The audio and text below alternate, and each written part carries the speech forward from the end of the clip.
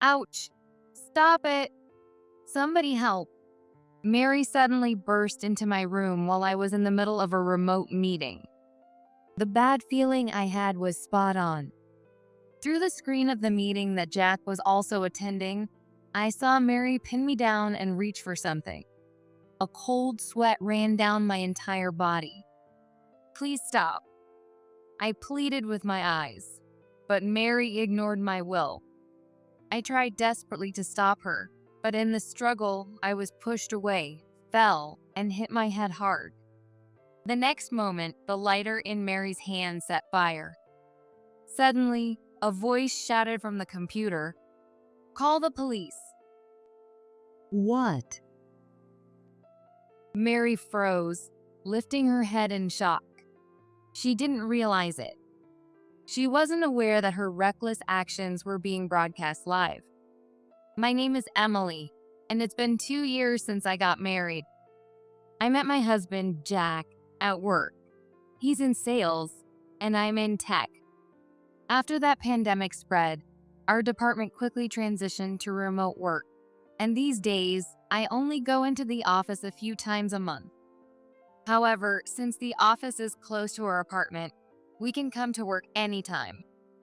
As for Jack, being in sales, he continues to go to the office as usual. Considering his job, I think it's only natural. Jack's mom, Mary, lives nearby, so she frequently comes to our place. Ever since his dad passed away 2 years ago, she's been dropping by unannounced and complaining to me, which is really bothersome. Even though I barely interact with her, she still goes out of her way to come over and complain, and I always wish she wouldn't. At first, Mary's visits were about once a week, but lately, it's increased to 2 or 3 times a week. She even shows up while I'm working, barging into the room. Then, she stands behind me and keeps making snide remarks. Is this really how you work? You need to be more serious about it. I try to block out Mary's voice by playing loud music while continuing my work, but it ends up distracting me, slowing down my work pace. Could you please talk to her, Jack? Ask her to be a little quieter. One night, after Jack came home, I tried to appeal to him, but he just gave a light laugh and responded, Don't worry about it so much. Mom doesn't mean any harm. She's just concerned. Hearing his words, I felt a heaviness in my chest. If Mary is really concerned, why does she speak in such a way that undermines my work? And why doesn't Jack understand how I feel? But it's hard to hear the same thing every time. I'm doing my best. Even when I said that, Jack didn't seem to take me seriously. Mom's been tough on me since I was little. It's just the same now. But it's because she cares about us. Listening to him, I felt that something wasn't right. The fact that Mary was strict with him growing up doesn't justify her snide remarks and criticism toward me. Even if I said that, I'm sure Jack wouldn't understand. Every time Mary visits, she transforms into the doting mother who pampers her beloved son. The same person who throws harsh words at me, with a face like a monster, becomes a completely different person in front of Jack. Jack, you must have had a tough day at work today, right? She speaks in an unbelievably sweet voice, smiling warmly as if she doesn't even notice my presence. The sound of her voice sends chills down my spine. I can do my best because Mom is with me. Jack responds as if it's the most natural thing, like a child seeking comfort from his mother. What is this scene? This can't be real. And each time, I find myself internally cringing. I struggle to understand why her attitude changes so drastically. Watching the two of them in their own world, I feel completely left out. No, rather, I realize I don't even want to belong in that world. Even after Mary leaves, her overly sweet voice lingers in my mind, filling me with a sense of discomfort. Why am I the only one who has to deal with this? I can't help but sigh. The fact that Jack remains oblivious only deepens my frustration. As Mary's behavior escalates day by day, I feel an increasing urgency to do something about this situation.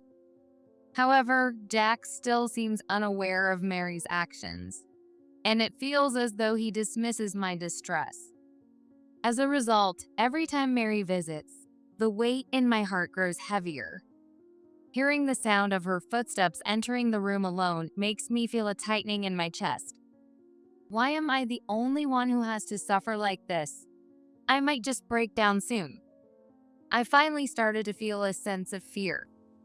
One evening, when Mary visited us as usual, I felt I had reached my limit. The moment she started complaining about my work again, I stood up and faced her directly.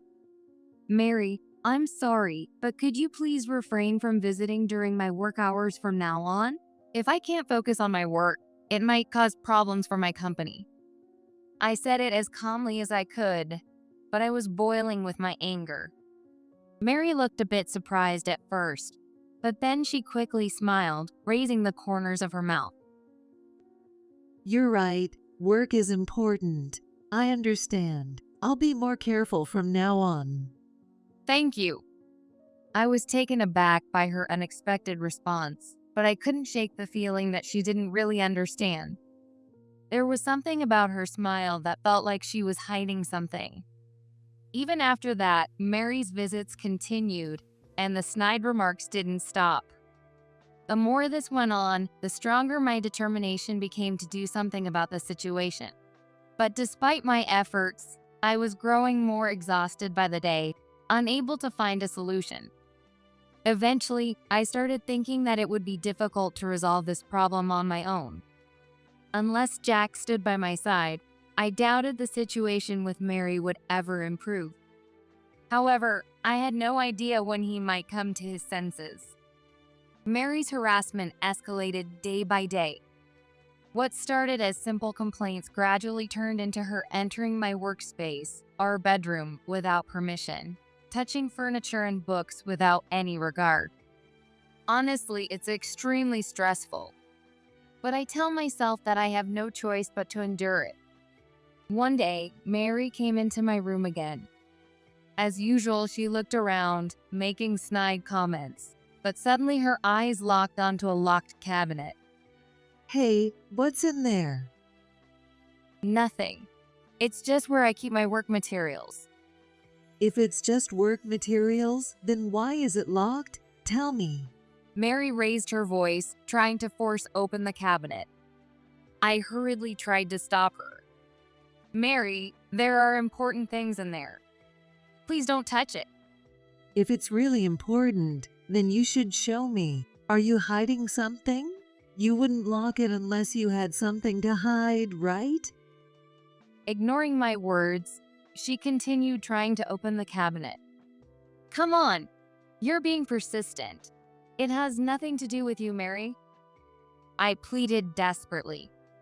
Mary stared at the cabinet for a moment before finally backing off, but she continued to show an obsessive interest in it. However, it didn't stop there.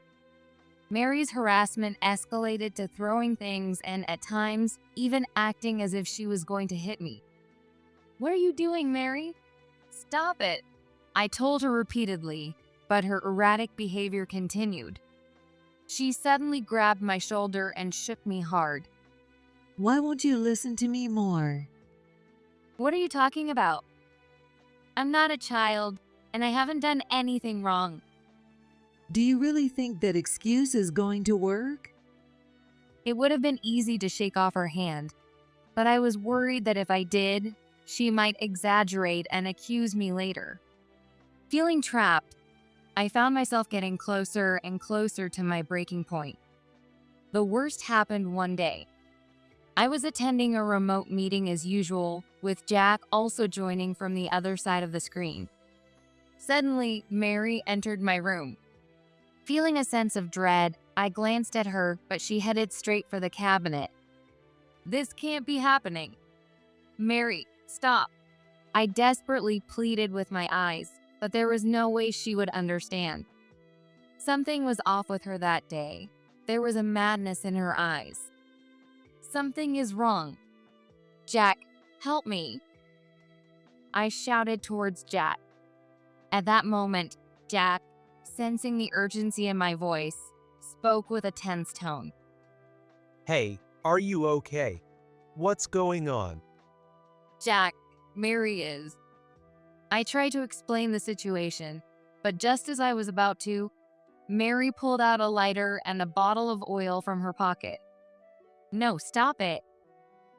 I felt my whole body tremble with fear. Jack's voice echoed again from the screen. Hey, what is she doing? Stop her now. But Mary didn't react to Jack's voice. No, she probably didn't hear him at all. Without any reaction to his voice, she opened the oil can and poured it over the cabinet. At that moment, I lost myself in fear and anger, leapt out of my chair, and ran toward Mary. Stop it. I grabbed her arm, desperately trying to stop her. But Mary pushed my hand away, preventing me from getting closer. In the struggle, I lost my balance, fell to the floor, and hit my head hard. Ouch! In that instant, Mary lit the lighter and brought it close to the cabinet. The cabinet burst into flames instantly. Smoke began to fill the room. Somebody help! As my consciousness started to fade, I let out a desperate scream.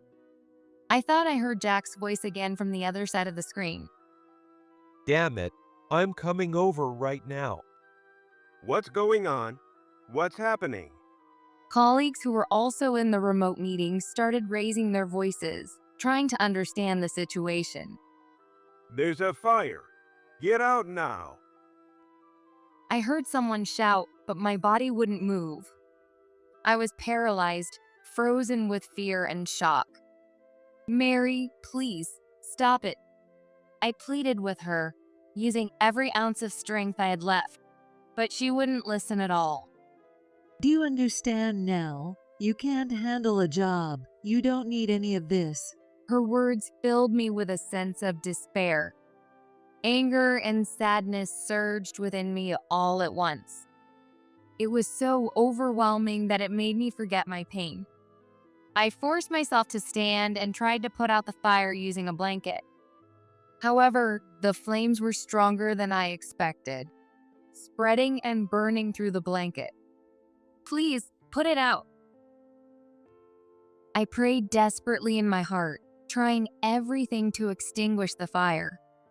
Eventually, the fire died down, leaving the room filled with the smell of smoke and the charred remains of the cabinet.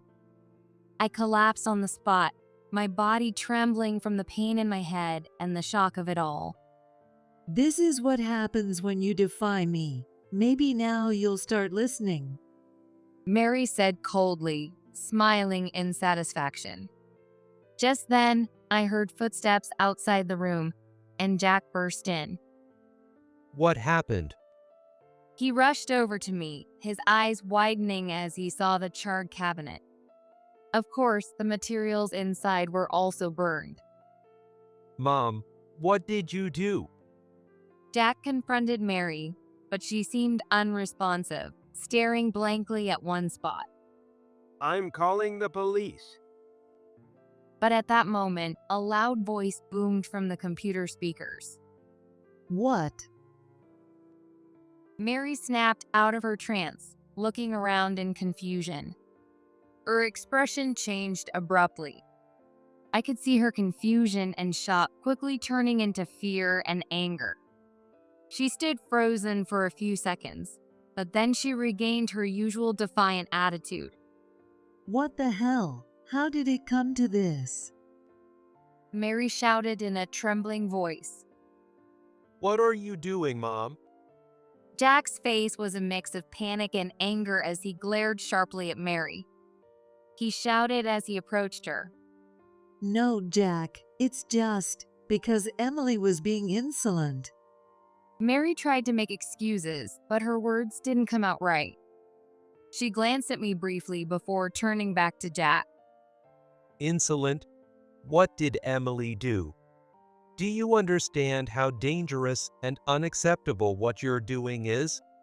But you don't know what she said to me, Jack. I'm just doing this for you. Enough. Just be quiet, Mom. Jack shouted, and Mary fell silent, standing there frozen. She looked like a frightened child, unable to respond. Jack, I was just. Mom, I don't want to hear any more excuses. What you did is unforgivable, no matter the reason. Mary was left speechless by Jack's words, her face turning pale as she stood there. She seemed to realize that the situation had completely changed and looked increasingly confused. Jack, why are you talking to me like this? You've never raised your voice at me before. It's because of her, isn't it? I was just trying to. I said, enough with your excuses. Jack gave Mary a cold, piercing look. What you did is a crime, Mom. You need to understand that. Mary's expression crumbled at those words. She seemed to finally grasp that she was cornered, covering her face with her hands as she began to cry. How did it come to this? Mary's sobs echoed through the room, but Jack looked down at her with a cold stare. How did it come to this? You did all of this, Mom. Jack snapped, glaring fiercely at her. Mary froze, silent as ice, and clamped her mouth shut. The room fell silent, and I collapsed to the floor. The pain in my head and the emotional shock overwhelmed me again, and tears streamed down my face. I never imagined Mary would go this far. Hey, someone. Call an ambulance. Jack shouted, and our colleagues on the other side of the screen responded immediately. We've already called for help. It's on its way. Even from a distance, I could hear their voices. Within minutes, the ambulance and police arrived, and Mary was arrested without resistance. Even at that moment, she looked as if she didn't understand what was happening. Why me? Mary muttered in a small voice, but no one paid attention to her. I later learned that my colleagues had noticed something was wrong and called the police immediately. Thanks to them, my life was saved. I'm really sorry. Jack sat next to me, holding back tears as he apologized. I never expected my mom to do something like this. Jack. I held his hand. I'm glad you noticed, but what do we do now? The room is burned, and Mary. We can remodel the house. And as for my mom, I'll handle it. Let's focus on getting you treated first. Jack nodded firmly. That night, I was treated at the hospital, and it was confirmed that my life was not in danger. However, a deep wound remained in my heart. I couldn't understand where Mary's hostility and hatred toward me came from or what drove her to such an extreme. From now on, I'll protect you, Emily. Jack's words were my only solace. After Mary's arrest, our lives changed completely. The police conducted an investigation at the scene, examining the charred cabinet and the room in detail before asking us to accompany them to the station. There, we were questioned separately, and I had to recount in detail the harassment Mary had subjected me to. How did you feel when Mary set the fire with the lighter? The detective's question left me momentarily speechless. I felt fear and despair. I couldn't understand why she hated me so much. Tears flowed naturally. As the questioning continued, the terror of the moment Mary started the fire kept resurfacing in my mind. Meanwhile, Jack was also being questioned. He was also in shock over his mom's behavior and explained everything to the police with a resolute attitude. I never thought my mom was capable of this. I should have noticed Emily's suffering sooner. He said with a weary expression. For a while after that, we lived in relative peace. However, that peace was short-lived. I learned from a call from Jack that Mary had been released. It had only been a few months since the fire. I received the news of her release on a calm afternoon. That afternoon, I was just brewing a cup of coffee, planning to take a short break between work. But a sudden phone call shattered the calm. She's being released. What? Already? As soon as I hung up the phone with Jack, my anxiety that had been lurking in my chest suddenly surged. I had never considered the possibility of Mary getting out of prison. No, I didn't want to think about it exactly. I truly believed I'd never have to see Mary again. My voice was so calm that I was surprised. But the emotions behind those words were much heavier than I had anticipated. When Jack returned home later, I could see the same worry mirrored in his eyes.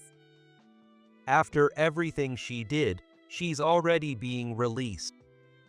Jack, sitting next to me, let out a heavy sigh and stared silently at the ceiling for a while. We hadn't truly believed that the fear from that incident was entirely over, but we thought Mary would stay in prison for a while longer. We never imagined she'd come back so soon. I felt the slight relief that had started to grow in my heart crumble in an instant. She must have faced some sort of punishment. I'd like to think she's reflected on what she did. I muttered softly, watching Jack's reaction. He closed his eyes for a moment, deep in thought, then opened them and slowly shook his head at me. I don't know. Knowing my mom, she might not change so easily. His words carried a deep disappointment towards his mom and a sense of responsibility for involving me in all this. All I could do was nod quietly. The harsh reality we had to face stood before us once again. A few days later, we heard a rumor that was hard to believe. We heard from the neighbors that Mary was talking as if she were the victim.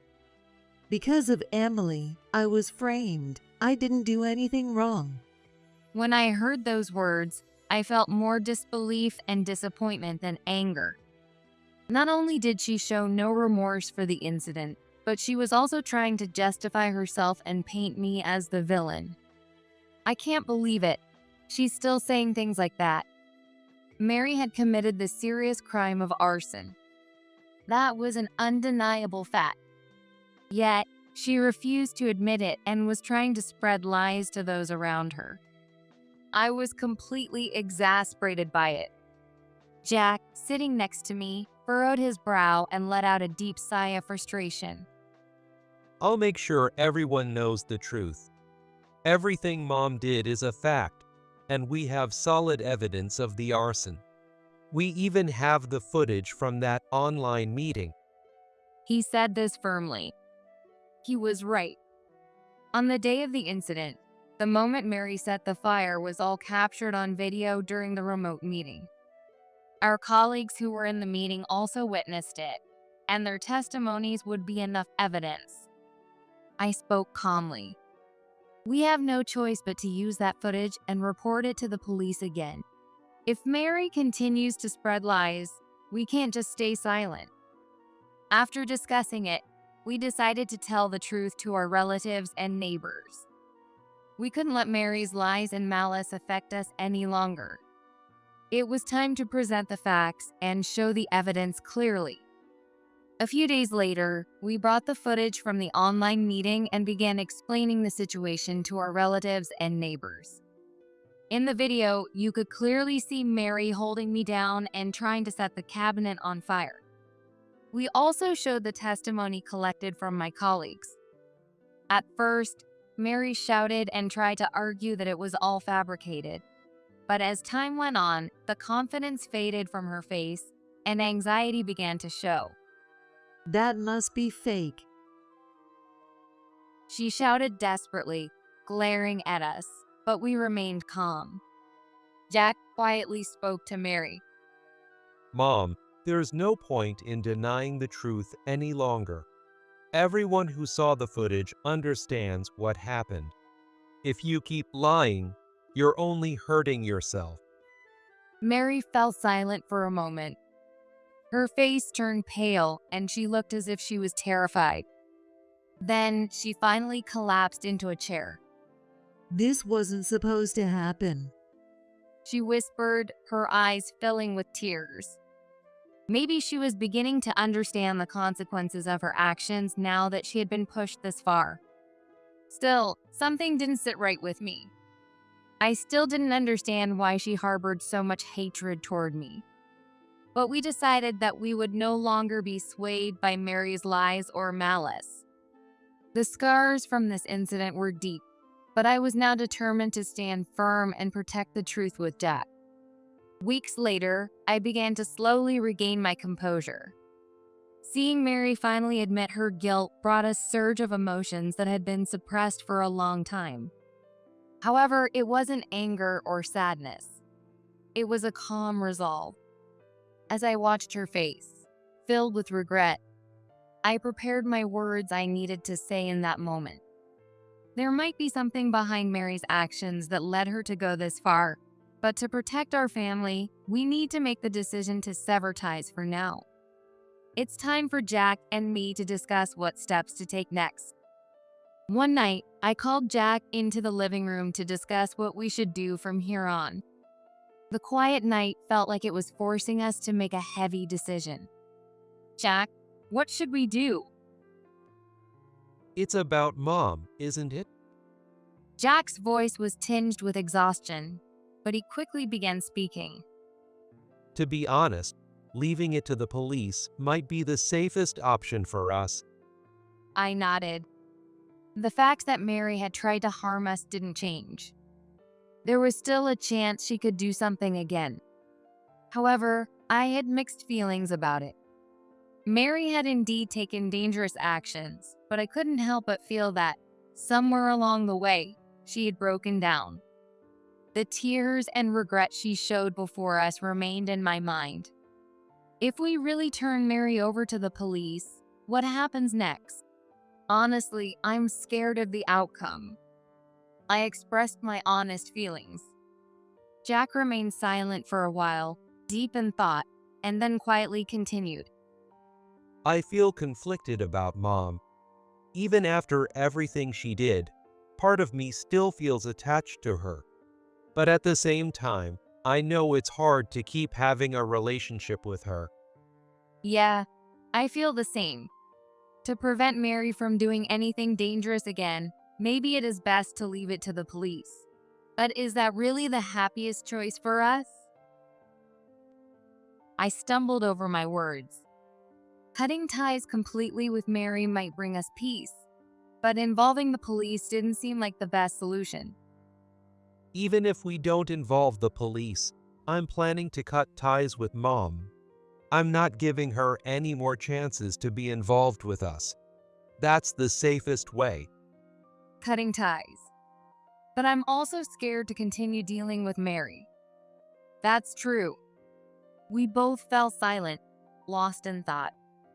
As our conflicting feelings about Mary swirled, the path we needed to take slowly became clear. We decided not to turn her over to the police, but instead to completely sever ties with her. Okay, we won't involve the police. But no matter what she says from now on, she's no longer part of our lives. That's the final decision. Yeah, you're right. We have no choice but to completely cut ties with Mary. We can't let her ruin our lives any further. By making this decision, we finally reached a conclusion. We hoped that severing ties with Mary would bring us the peace we needed. After that, we prepared for a final meeting to formally tell Mary that we were cutting ties with her. This would be the end of everything. I invited Mary to our home, took a deep breath, and began to speak. Mary. She responded to my voice, looking at me with a tired expression. There was a hint of regret in her face, as if something inside her had broken. She still seemed unsettled, but there was a glimmer of hope in her eyes. Perhaps she was holding on to the expectation that she might be forgiven. I won't be involving the police any further. The moment Mary heard those words, she looked relieved. She had been holding her breath, and I saw her shoulders relax as she let out a sigh of relief. She probably thought everything would be forgiven, but I knew she didn't understand the full reality of the situation. I also knew how heavy the next words I would say would be for her. Thank you, Emily. I can't bear any more hardship. I'm sorry. But at that moment, I continued in a calm and firm tone. But Mary, don't misunderstand. What? The relief on Mary's face vanished instantly, and tension returned. After watching her expression change, I looked at her coldly and spoke clearly. We won't involve the police any further, but we are cutting all ties with you. Cutting ties.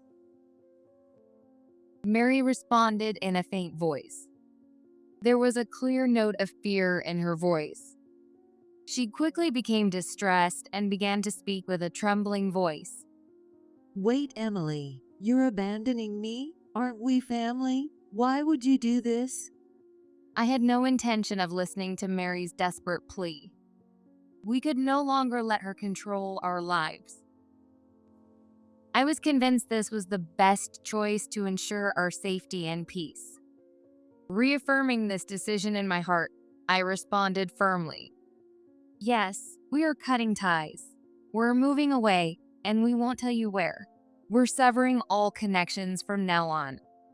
Mary froze in place, her trembling hands resting on the table as she listened to my words. It seemed she finally realized that we were serious. She opened her mouth several times as if trying to respond, but no words came out. Please, wait, Emily. Let's talk about this. It's all a misunderstanding. I was just trying to for Jack. Mary pleaded desperately in a trembling voice, but it lacked the strength it once had.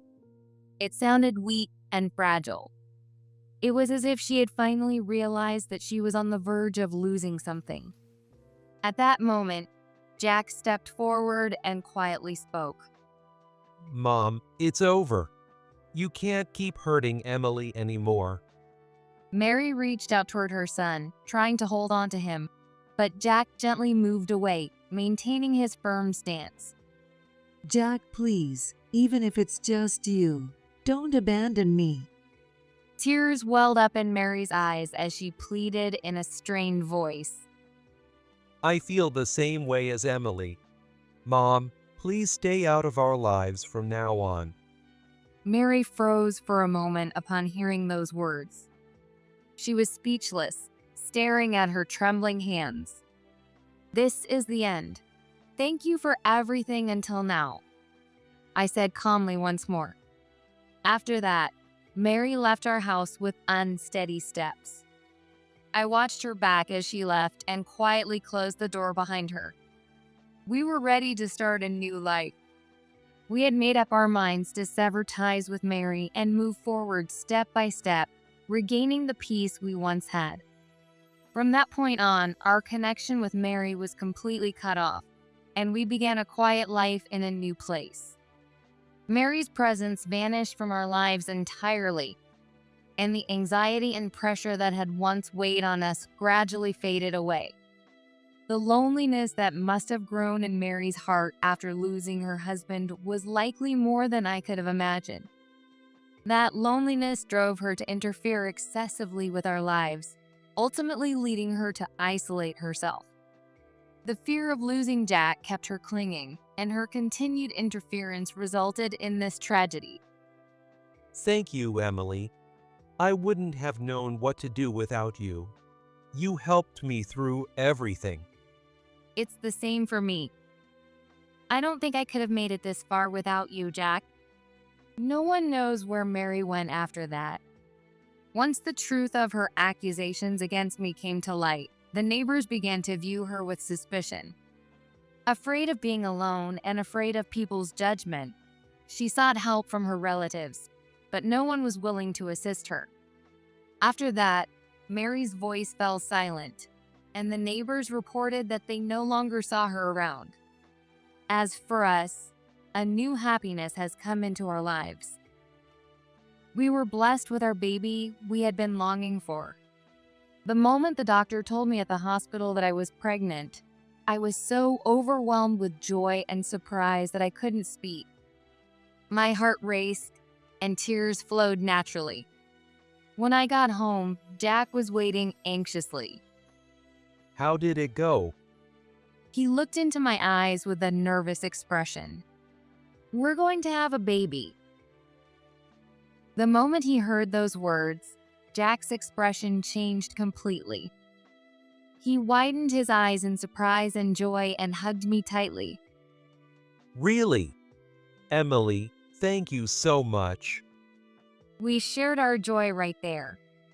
This new life coming into our world is the greatest blessing for us, having overcome the difficult events of the past. Together, we will continue to walk forward for our family, building a happy future.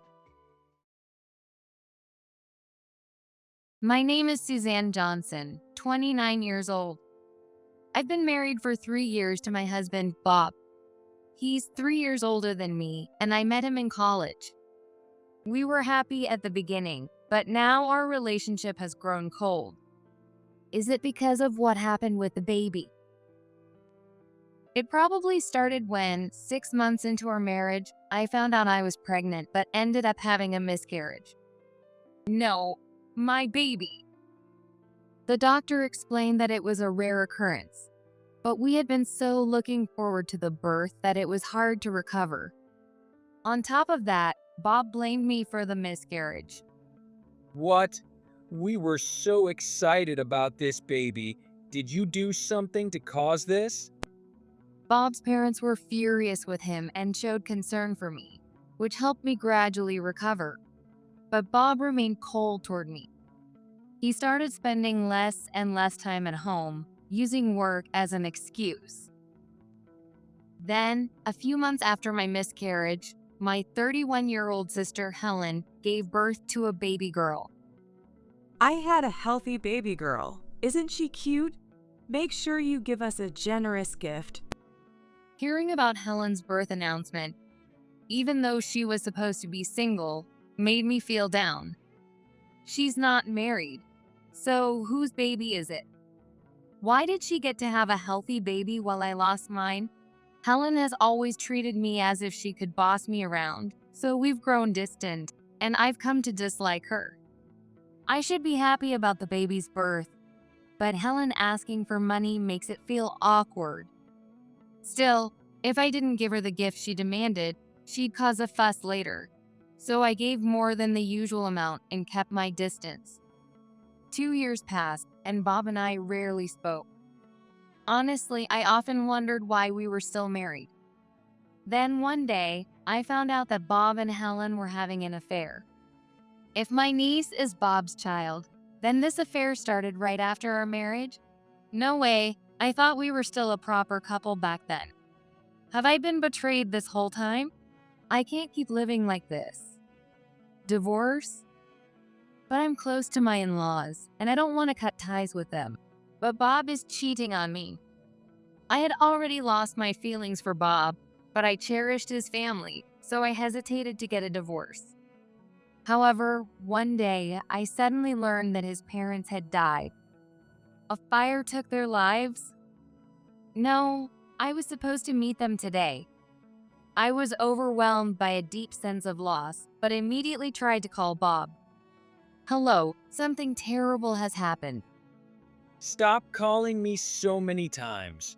I told you not to contact me today. I'm on a trip with my parents to give back to them. Let me enjoy this time. When he finally picked up, he hung up on me without even hearing what I had to say. I completely lost hope in Bob. I decided to divorce him and swore to get revenge. Bob had left for a trip yesterday. I want to take my parents on a trip while they're still healthy. It's a 3-day trip, so make sure you keep up with the housework. He usually said it was for work, but this time he told me not to bother him as he was taking his parents on a trip. However, I knew it was actually a secret trip with Helen and their child. How dare you use your parents as an excuse for your affair? I've had enough. I couldn't just leave things as they were, so I had arranged to meet his parents today to tell them about Bob. But then the fire happened. I almost broke down at the sudden news of their deaths, but my anger towards Bob kept me standing. He says he wants to give back to his parents, but he won't even listen to important matters. If he misses the funeral, it's on him. He'll regret this later. Since discovering the affair, I had packed the minimum necessary things. I'm glad I prepared just in case.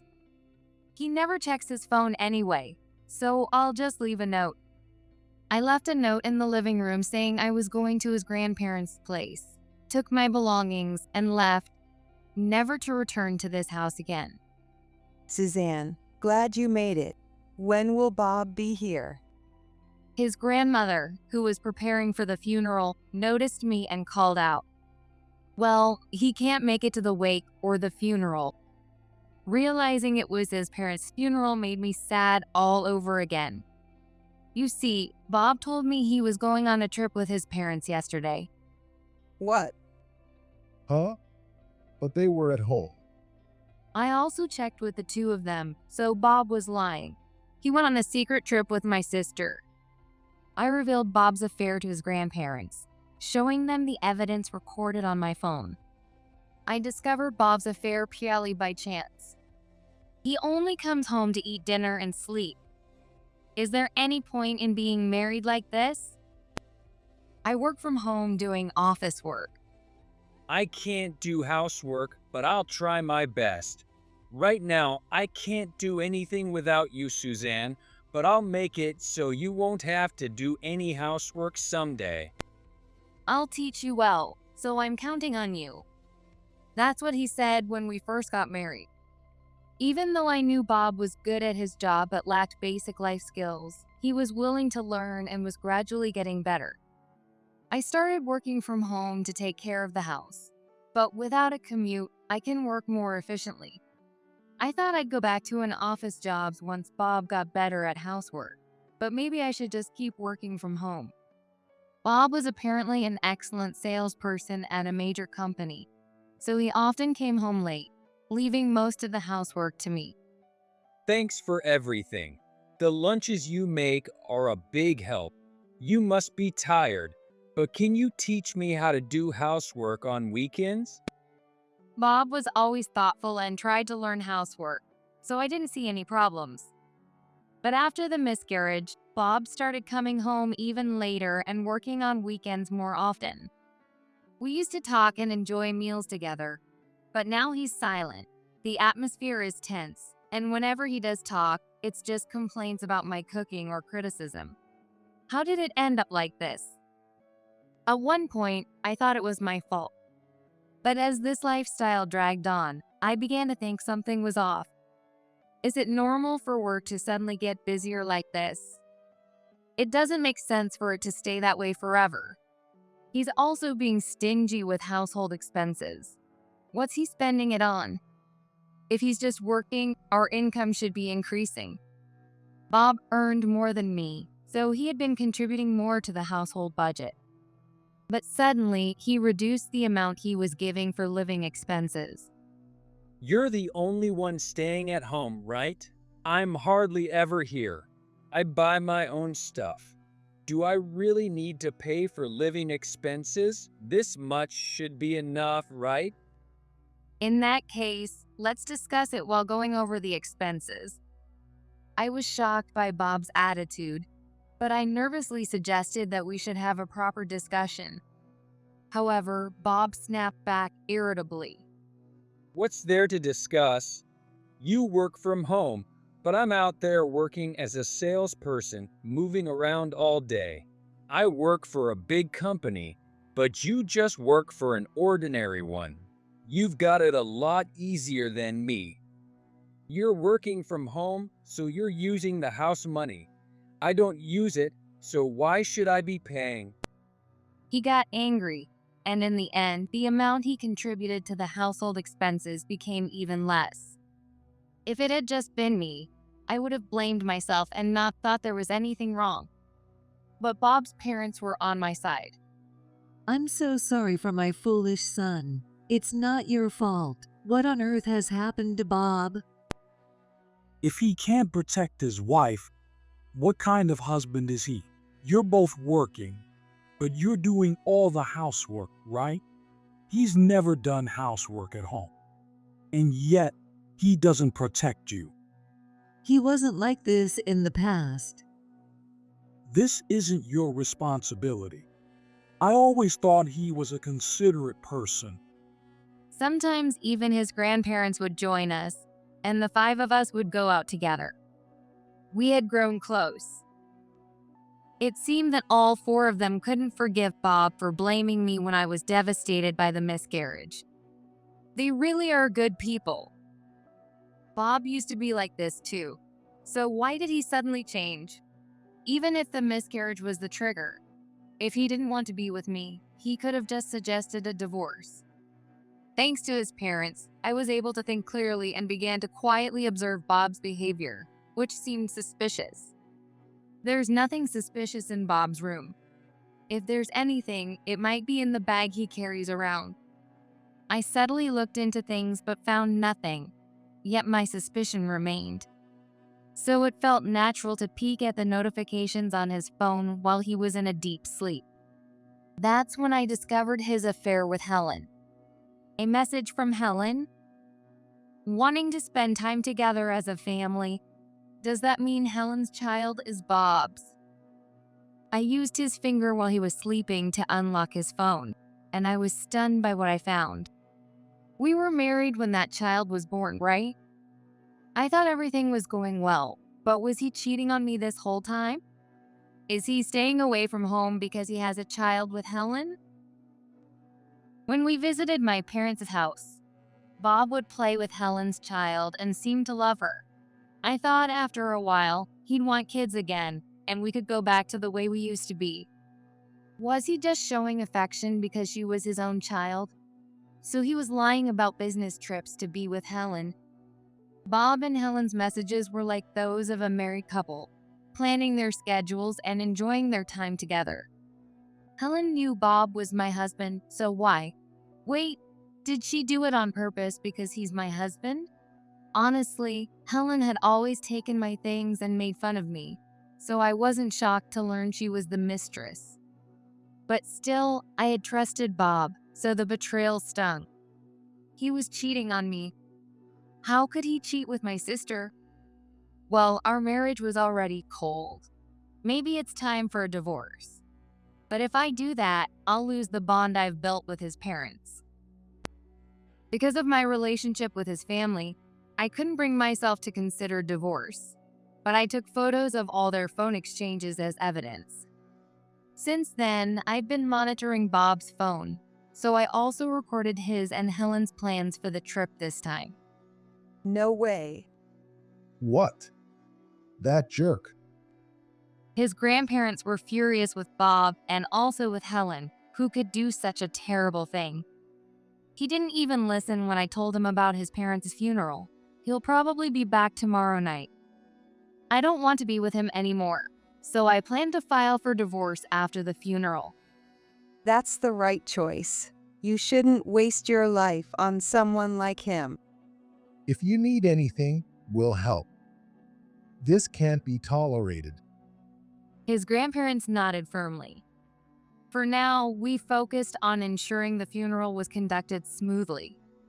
The following night, after all the preparations and notifications to relatives were finally completed, we were resting together at his grandparents' houses. Suddenly, Bob stormed in, looking furious. What the hell are you doing here? Neglecting the houses? Stop bothering Grandpa and Grandma and get back home now. When you suddenly disappeared, we got a call. Stop causing trouble for everyone. Helen, holding her secret child, tried to feign innocence as she complained to me.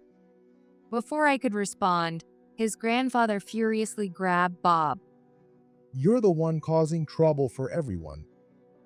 Ah, Grandpa, what's going on? What's going on? You hung up on Suzanne without hearing her out. Everyone was suspicious during the funeral because their son wasn't there. Wait, funeral? What are you talking about? The house is burned down completely. Your mom and dad have passed away. I explained to Bob as I felt tears well up again. No, they died? Bob seemed to realize it wasn't a lie from our expressions and was shocked. Then why didn't you tell me? You should have said something, Grandpa. Why do you believe her? She's lying. He started blaming me, ignoring his own faults. How dare you? I'm disappointed in you. His grandfather scolded Bob. I have proof. Listen to this. I played the recorded phone call for Bob. Why were you recording our calls? I always record phone calls for work. Sometimes I get instructions over the phone, and having them recorded makes it easier to verify things. Since working from home, I started using a recording app. Being a dutiful son, huh? Your actual parents died in the fire. So who were you really with? And that person with you is Suzanne's sister, right? Why are you with her? Even Bob's kind grandmother accused him, leaving him dumbfounded. Though he tried to make excuses, the recording clearly captured his voice saying, I'm on a trip with my parents to give back to them. Let me enjoy this time, proving he was completely lying. You didn't want me interrupting your trip, right? Because you were on a secret getaway with Helen. What are you suddenly accusing me of? Helen, perhaps knowing her affair was wrong, tried to claim her innocence. Yeah, she's your own sister. And how could you suspect me of cheating? That's just cruel. Bob also acted like a victim, pretending there was no truth to it. But I showed them the records of their interactions saved on my phone. Can you still say that after seeing this? What? What is this? Did you look through my phone without permission? Just because we're married, you think you can do anything? Bob was shocked, but quickly turned the blame on to me. You're the one who's messed up, acting all high and mighty when you're the one cheating. His grandfather, enraged, slapped Bob hard. I'm not in the wrong. Suzanne is always gloomy and couldn't even have kids. She doesn't even care about how she looks. Being around her just exhausts me. Bob still claimed he was innocent and started acting out. How dare you? Don't play the victim when you fail to help your struggling wife. Cheaters always have selfish excuses. His grandfather easily restrained Bob. Having been a police officer, he had retired but kept in shape. So he held Bob down and began scolding him. Do you know how much Suzanne has suffered until now? Losing a child is hardest on the mother, and you ran away to cheat. We tried contacting you yesterday, but you wouldn't answer, so we asked Suzanne to reach out. You ignored her call when your own parents died and kept fooling around. Is that all your parents meant to you? Even the usually calm grandparents were emotional and angry, likely because of their son's passing. She should have told me right away. Bob initially lashed out, but gradually quieted down under the intensity of their anger. Helen, too, who had only met his grandparents a few times, shrank back, observing the situation nervously. Once they finished their scolding, I finally declared my intention to divorce. Bob, I'm divorcing you. You cheated, so I'm obviously going to demand compensation. Fine. Our marriage barely felt like one anyway, and the compensation won't be much. I've always wanted to live with my own child. Finally, we can live together. Bob has a good salary, and I'm in sales too, so we make more than average. Unlike you with your regular jobs, we have money. Bob and Helen seemed to think it was no big deal. Let's get married right after the divorce. Yeah, finally, we can live the life I've dreamed of with our child. They started talking about their future together, completely lost in their own world. There's no way we'll approve of your marriage. Cheating with your sister's husband and having a child. What are you thinking? I didn't think you'd go this far. You've lost all my respect. What?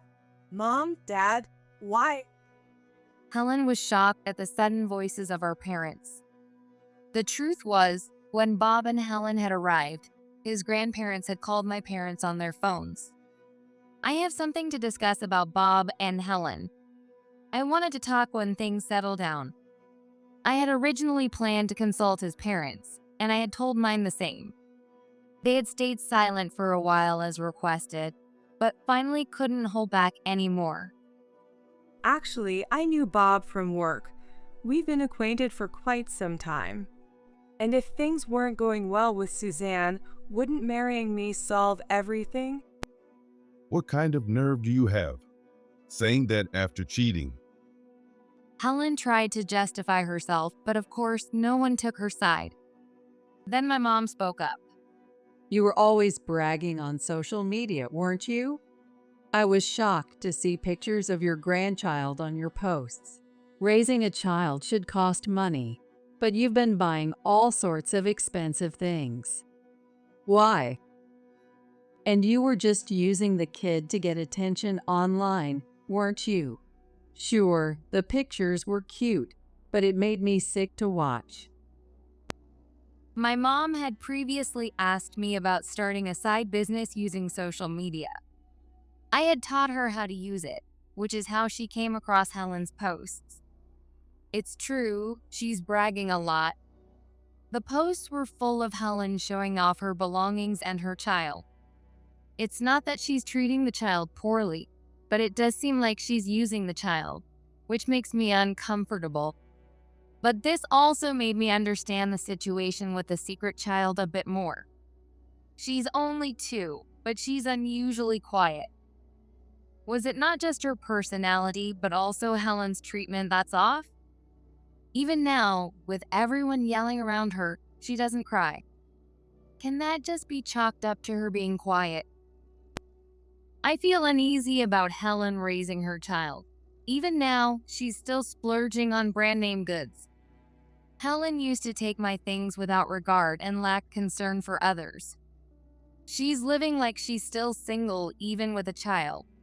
It doesn't feel like she's fully embraced motherhood. When you have kids, your appearance tends to take a hit compared to when you're single, right?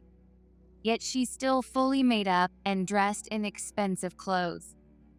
Helen had said before, I'm in the sales department now, so I have to look good. You should care more too. First impressions matter, so you need to spend money on your appearance. And your belongings should be high-end too. There was some truth to her thinking, but it was overboard. And I often wondered how she managed to live alone like that. There's no way she could handle parenting in this state. So I followed my mom's lead in criticizing Helen. You're a mother now, but you're still living like you did when you were single? Are you serious about raising your child? You don't get to lecture me. You couldn't even have kids, so stop acting all high and mighty. Helen brought up my miscarriage to retort against me. Shouldn't you, of all people, understand how painful that is as a mother? I frowned at Helen's words, and both my mother and his grandmother got angry. What are you saying? You, of all people, should know how much Suzanne suffered as her sister. I can't trust you with a child. What? Are you trying to ruin my happiness? And you're supposed to be my family. You cheated with your sister's husband and even had a child. You have no right to say that. And you always leave the child with us on the weekends, saying it's for work. We're practically raising her for you. Helen plays the victim, but it doesn't convince anyone. What? She's been having our parents take care of her child this whole time? So she was having an affair with Bob while they babysat, and she has the nerve to complain about how hard it is to raise a child? Since having her child, whenever Helen spoke to me, it was always without any consideration for my feelings. Having your own kid is just the best. This little one is so calm and easy to take care of. She's such a thoughtful child. Oh, but you wouldn't understand that, would you? Bob, too, showed no concern for me. While doting on his secret child, he would say things that seemed like subtle jabs at me.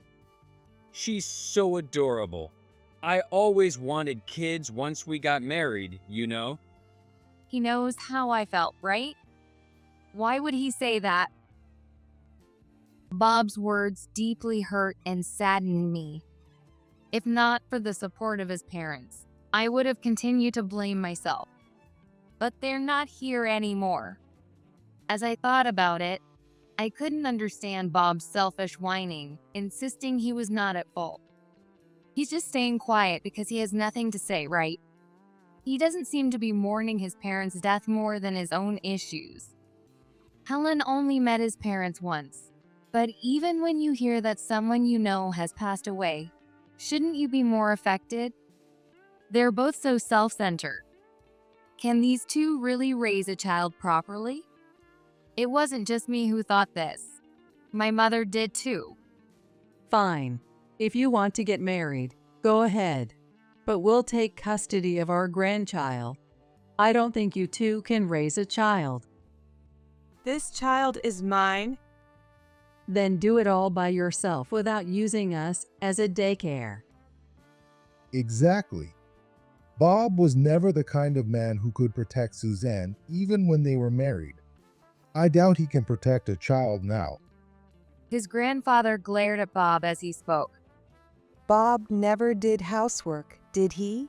Even if they say they'll raise the child together, they'll likely give up quickly.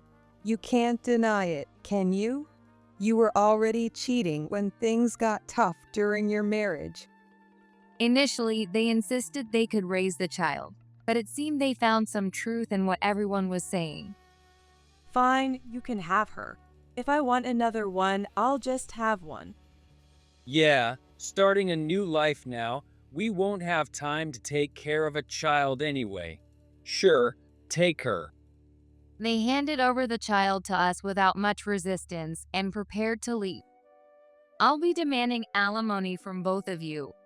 I have the evidence, so you can't act like it never happened. I made sure to assert myself. We'll pay it right away. Do you even know how much I earn? I'm in sales and have been promoted, so I'll pay you quickly. You're just obsessed with money. They laughed at me as they left the house. After that, I went to my parents' home, completed the necessary procedures for adopting the secret child, and finalizing the divorce. I started living alone near my parents' house, occasionally visiting my niece. At first, she was so quiet, but as I interacted with her more, she started to smile more often. My niece had hardly spoken before, but she has recently started calling my name and happily comes to me when she notices me. It must have been hard for this child to be with Helen and Bob. She's such a sweet kid, not like those two. I want to make sure she can live peacefully from now on. Knowing she was born out of an affair made it complicated, but I decided to love her as my niece. Later, while I was waiting for the alimony to be paid, I received a phone call from Bob and Helen. Hey, what the hell? Why is the alimony so high? Yeah, we just got married and our life is just starting. Paying that much will make things really tough. Apparently, the amount was much higher than they had expected, and they couldn't accept it. I have proof of your affair, so that amount is fair. You said you earned more than me, so it should be easy, right?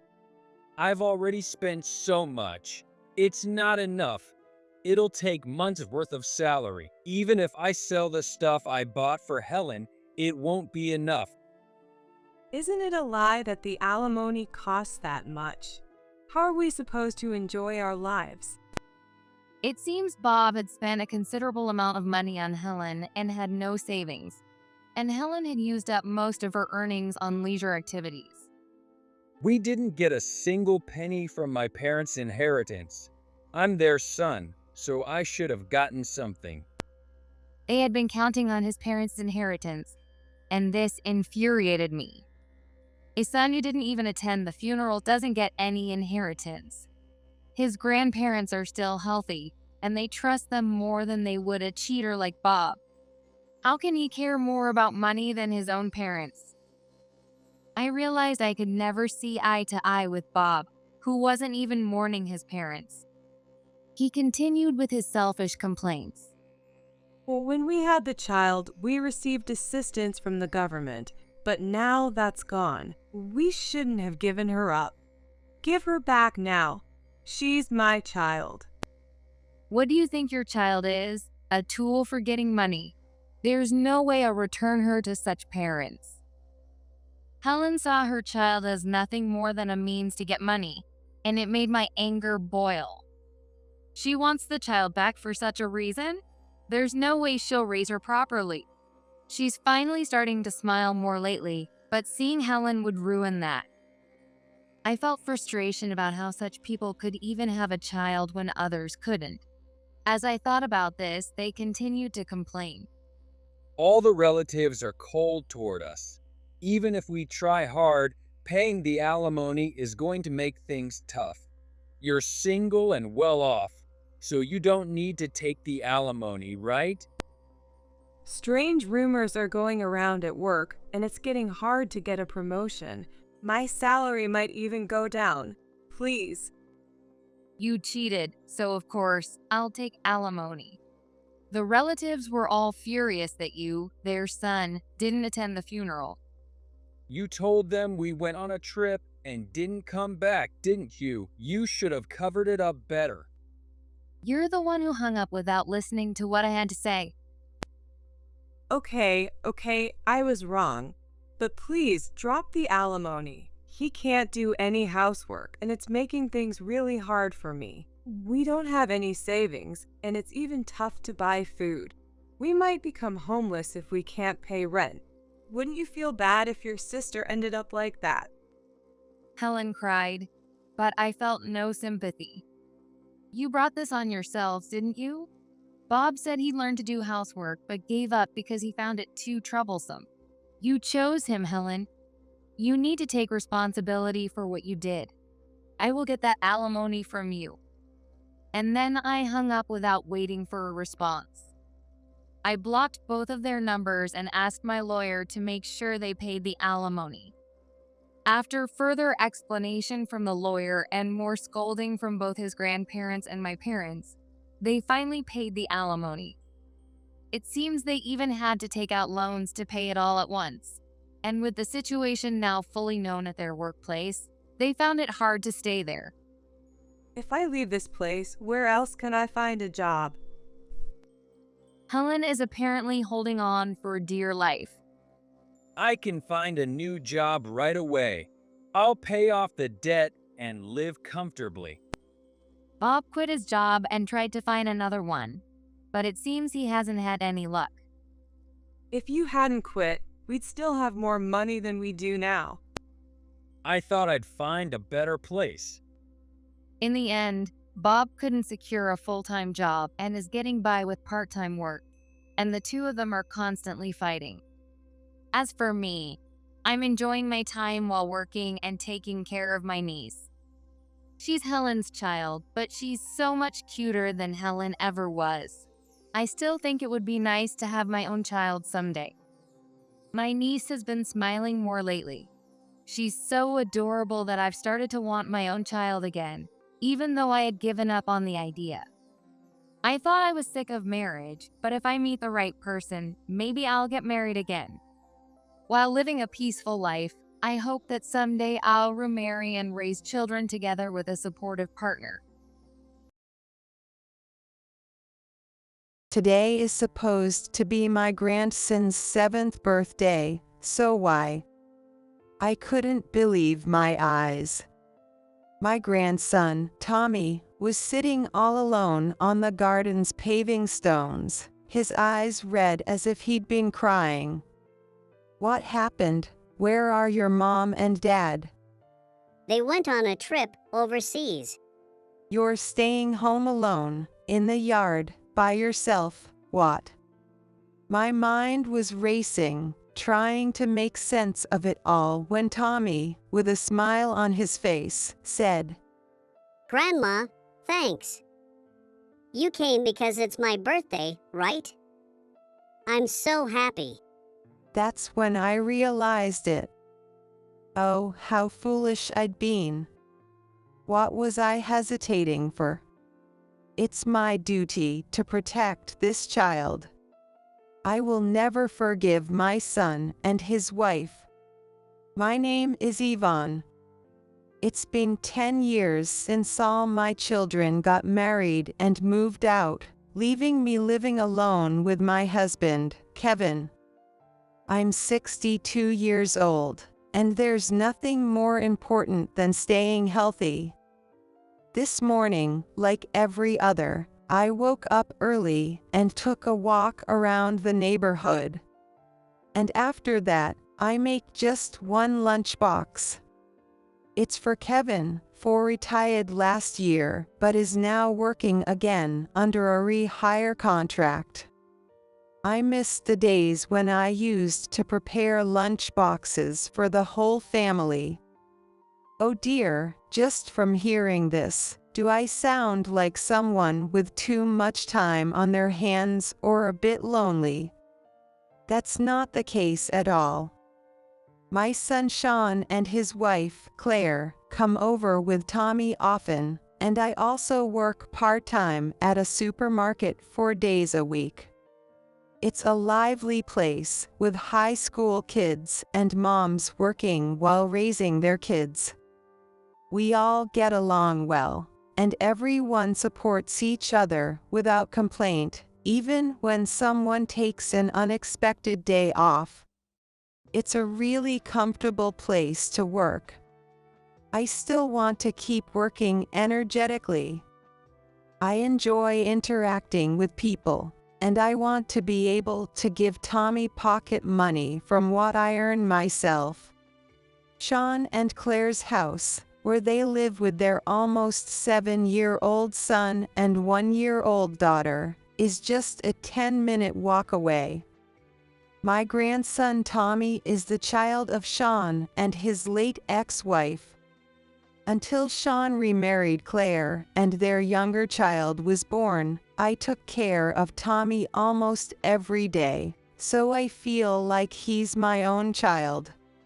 He's so attached to me, and I love him so much. He's the kind of grandchild I would never get tired of seeing. However, since he started elementary school, he's been so busy with activities that we hardly see each other. He has swimming on Mondays, art classes on Tuesdays, tutoring on Wednesdays and Thursdays, and piano on Fridays.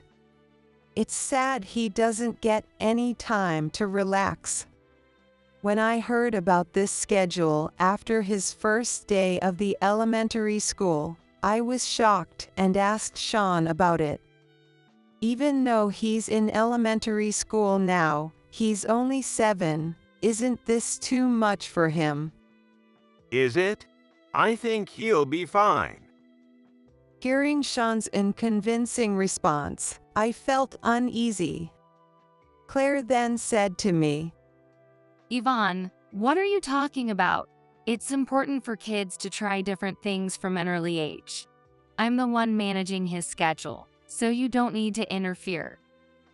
It seems Tommy didn't ask for all these activities, but it's Claire's decision to keep him busy. If he's enjoying them, then there's no issue, but I wonder if he has any free time at all. Is this really love? I know it's not my place to interfere, but I can't help worrying about Tommy. He was never a loud child, but after losing his beloved mom, he's become even quieter. Take a break sometimes and come visit Grandma's house again, okay? I said this to Tommy, hoping to be of some support, but keeping it lighthearted. Yvonne, he's working so hard. Don't say unnecessary things. Okay. I felt bad after being scolded by Claire. Was it my loneliness from not seeing Tommy that made me say something unnecessary? But still, I can't help but worry. He's too kind, so he has a hard time expressing his opinions clearly. After some time passed, I suggested, come stay with us for the summer break. Or let's do fireworks together with Grandma. I invited him several times through Sean, but he kept turning me down. It made me feel lonely. Even when I talked to Kevin about it, he didn't really understand. They have their own pace. You know, if you keep meddling, they'll end up resenting you. I know that. Every time I open the fridge, I see the fruits and ice cream I bought just in case he'd come, and I can't help but sigh. Summer break has finally come to an end. I can't hold it in anymore. There are things I need to talk about, so I'll call Claire. Up until now, I've only contacted Sean, trying not to intrude, but if I keep waiting, the fruits will get spoiled. Hello. Yvonne, it's rare for you to call. What's going on? Summer break's over, but is everything all right with you all? Is Tommy going to school okay? Claire's tone on the other end of the line noticeably drops. Did I come off a little passive-aggressive? As expected, Claire seemed upset. What is it? What are you trying to say? Summer's over, and the whole family's exhausted. We're not as free as you, Yvonne. Don't tell me you're planning to ask us to visit. No, I was just thinking, since I have some fruit, maybe you'd like some. What's different about that? Are you trying to lure us with fruit? Claire is usually strong-willed, but today she sounds especially irritated, almost combative. I wasn't sure what to say, and then she muttered to herself. Seriously, it's so persistent. Just give it a rest already. I've said no. What? I don't understand. She told me to back off because I'm being persistent. But this is the first time I've ever called Claire. I have no idea why she'd say that. Did Kevin reach out to her? No, Kevin doesn't even have Claire's contact info. Anyway, we're too busy, so it's not possible. And we have the baby's vaccination today. If that's the case, how about I watch Tommy for you? No, thank you. Before I could finish, Claire rejected me. And then she hung up the phone. I still had things I wanted to talk about. I guess Kevin and I will have to eat the fruit ourselves. But something's off about Claire's attitude. Is she overwhelmed and frustrated because she's busy with the baby? I wish she'd just let Tommy stay with us instead of overdoing it, but no. I shouldn't interfere.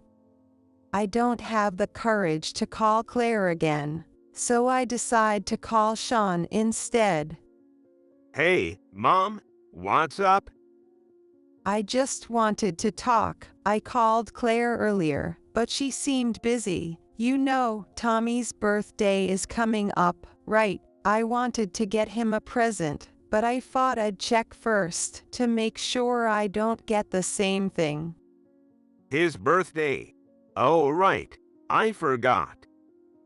What? You forgot, and you call yourself his father?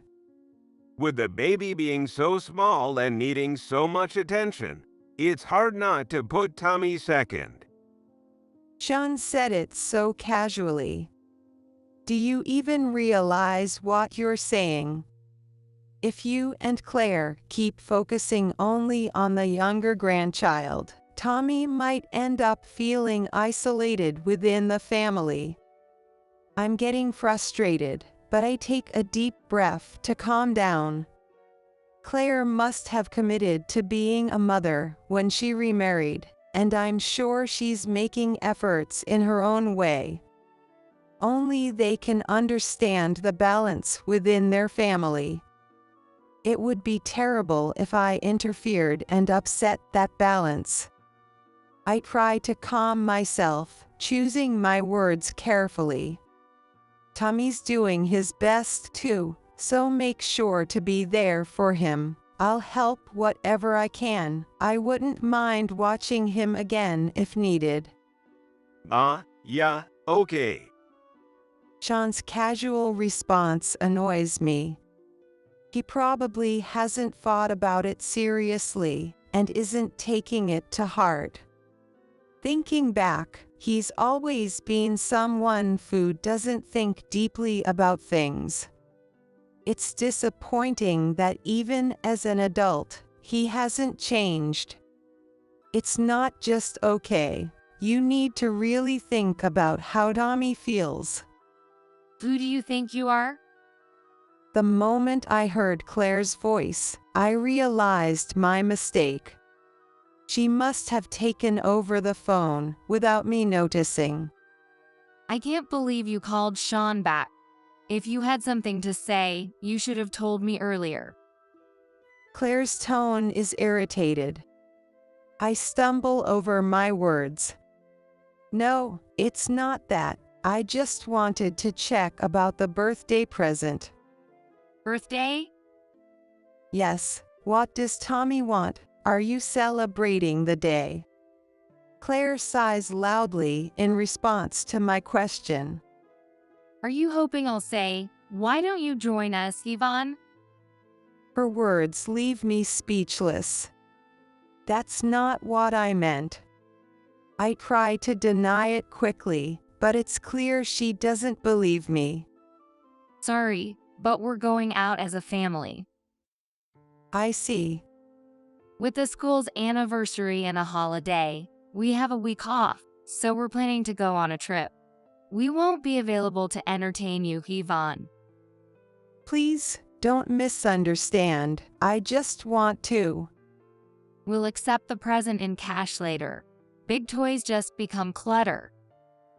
And once again, she hung up on me. I was left stunned by Claire's attitude, but then anger welled up. I only wanted to celebrate Tommy's birthday, but why am I being treated like this? And what's this about? Give cash.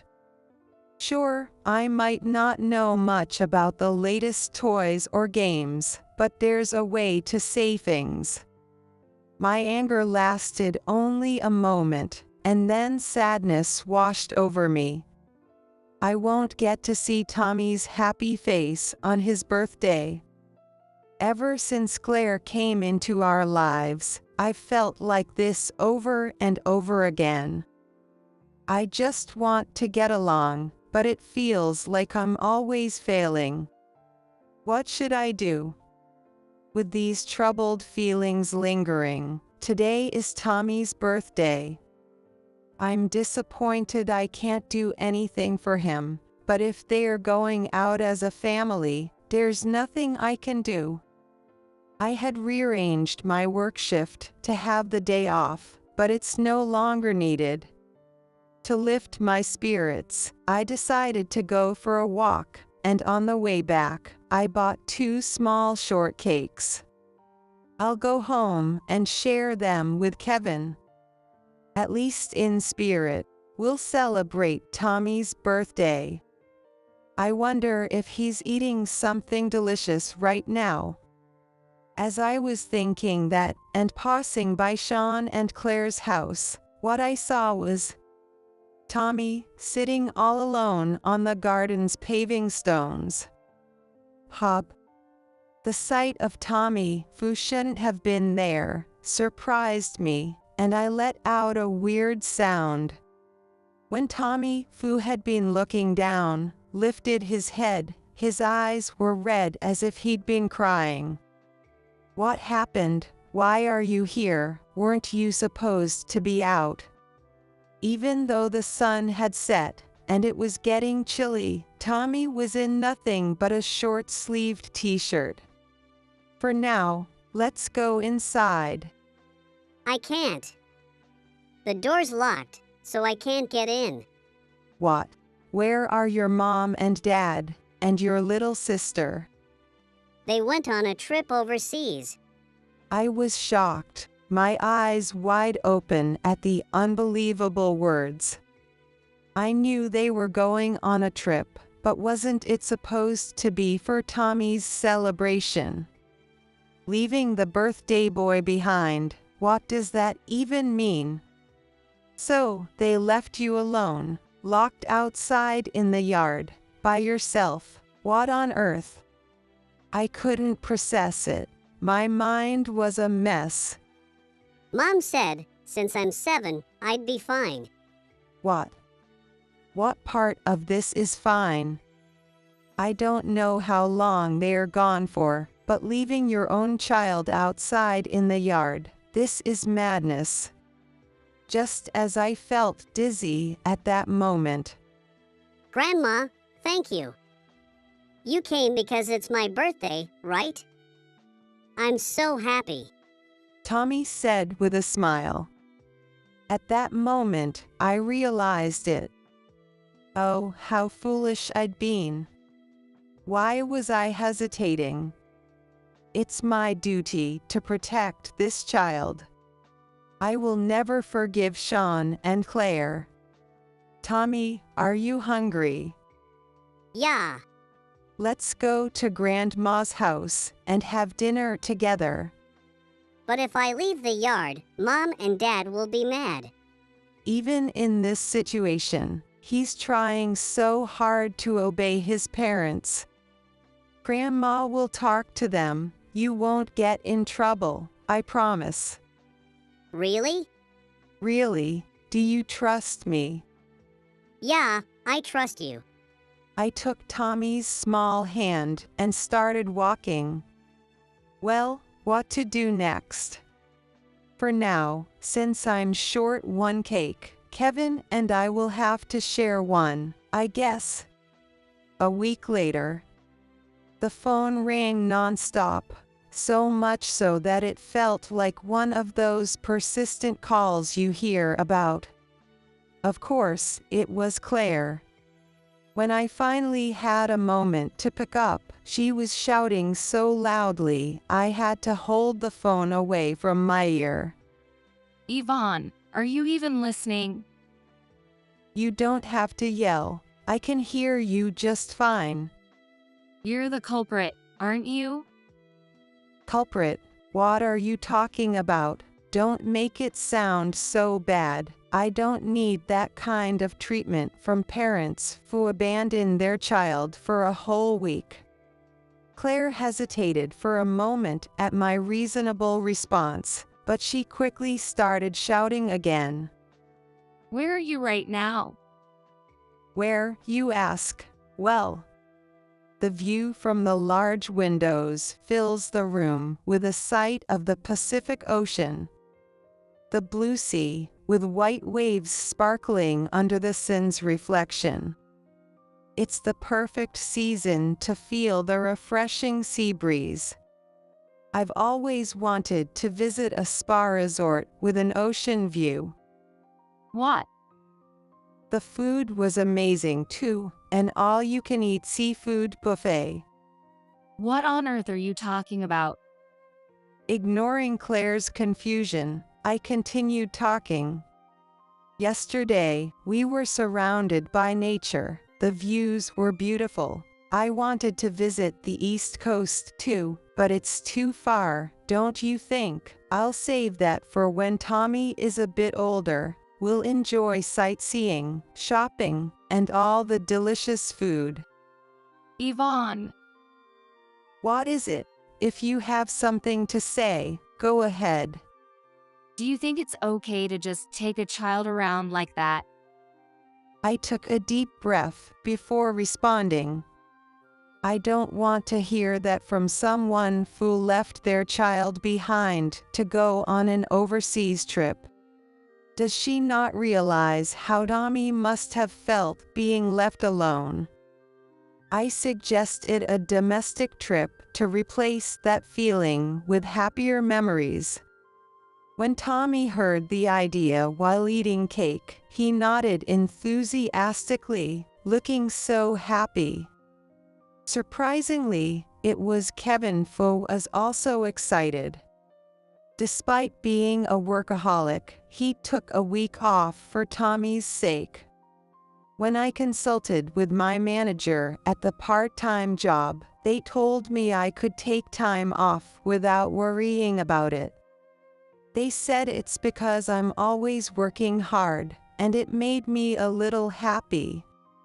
Since we didn't have passports, an overseas trip was out, but I thought it would be fun to take Tommy on trains and planes, since he loves them.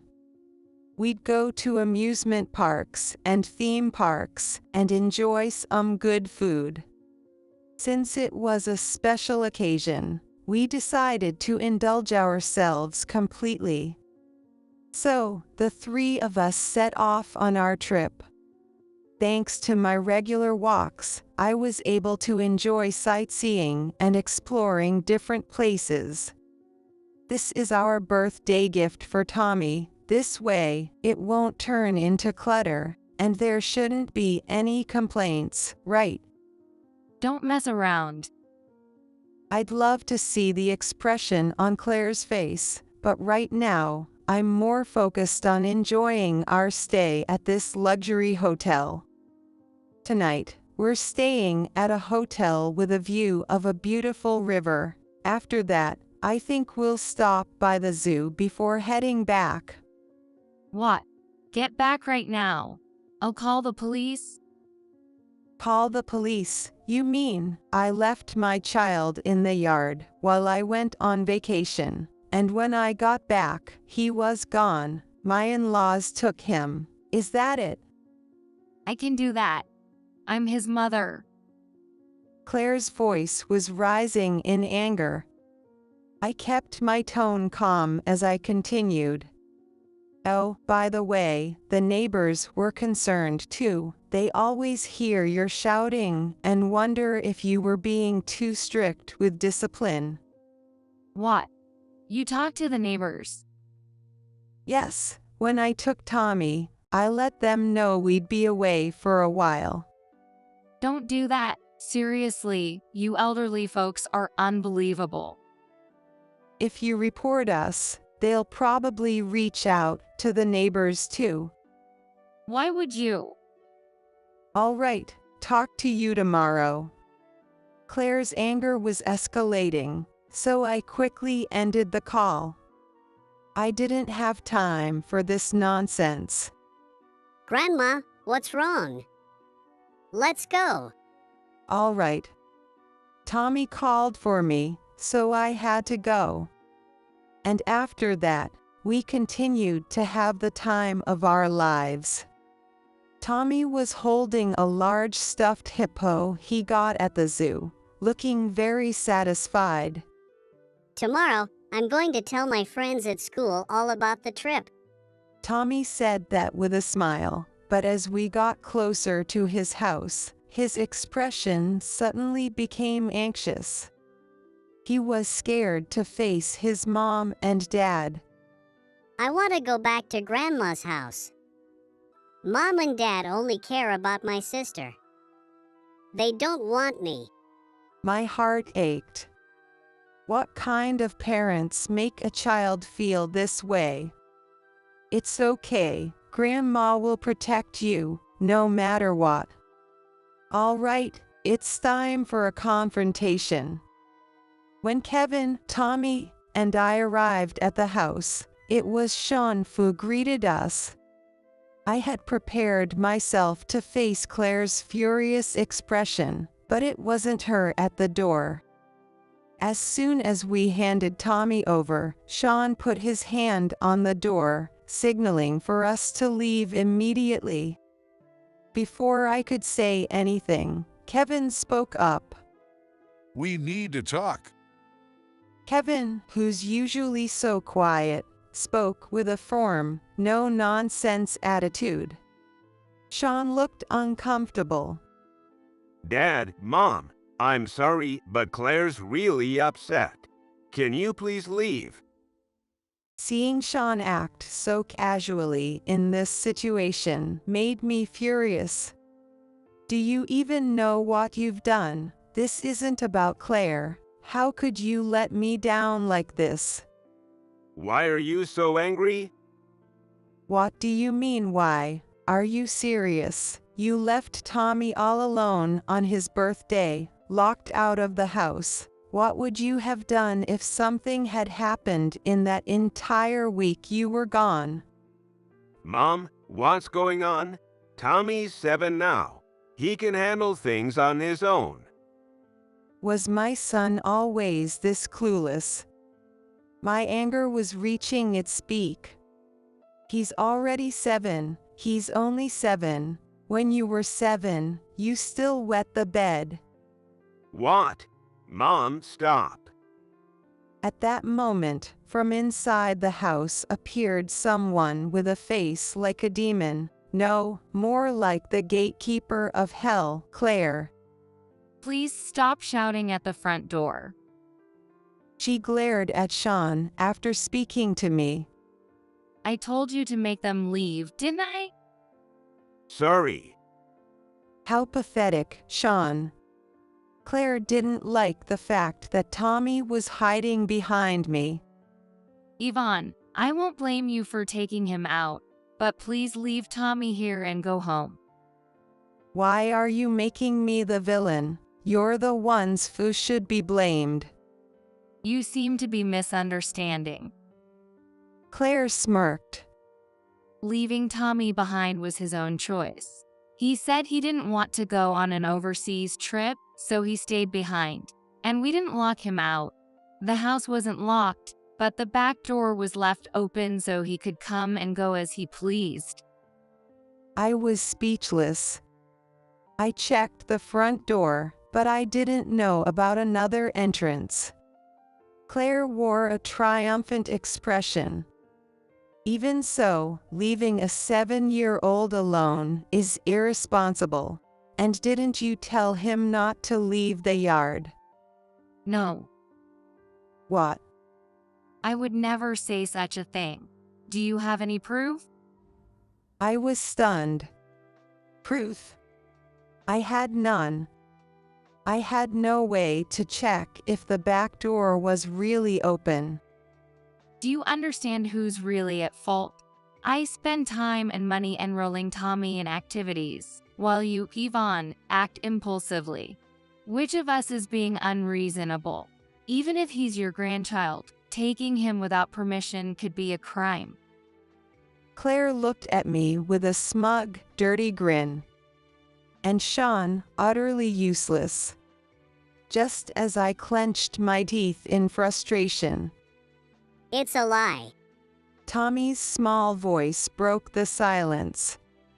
It's a lie. All of it. I never said I wanted to stay home. Be quiet. Claire's face turned bright red as she panicked. But Tommy continued speaking. I don't want to do those activities. I've told you so many times I want to quit. You won't let me because it's easier when I'm not around, right? You just want to show off to your friends, don't you? Hearing Tommy's words made my chest ache. How sad to have endured activities he didn't want to do every day. Claire was wasting both Tommy's time and the money spent on these classes, all for her own sake. What's your problem? You're usually so quiet it's creepy. So what's with the attitude now? What's wrong with signing you up for classes to connect with my friends? You'll thank me for this in the future. There's no way a child forced into doing things he doesn't like would ever be grateful. Claire's selfishness infuriated me. I didn't give birth to you, but I'm still looking after you. Be grateful for that. But I'm not lying. Tommy bit his lip, trying hard not to cry. Claire seemed irritated. Oh, for heaven's sake, you're such a handful. Stop talking back and be quiet. Just the other day, you kept insisting on seeing Grandma even though you had a class, so I scolded you, didn't I? You need to stop. It's annoying. Now I understood why Claire had said Tommy was persistent when I invited him over with the promise of fruit. Tommy had been asking to see me.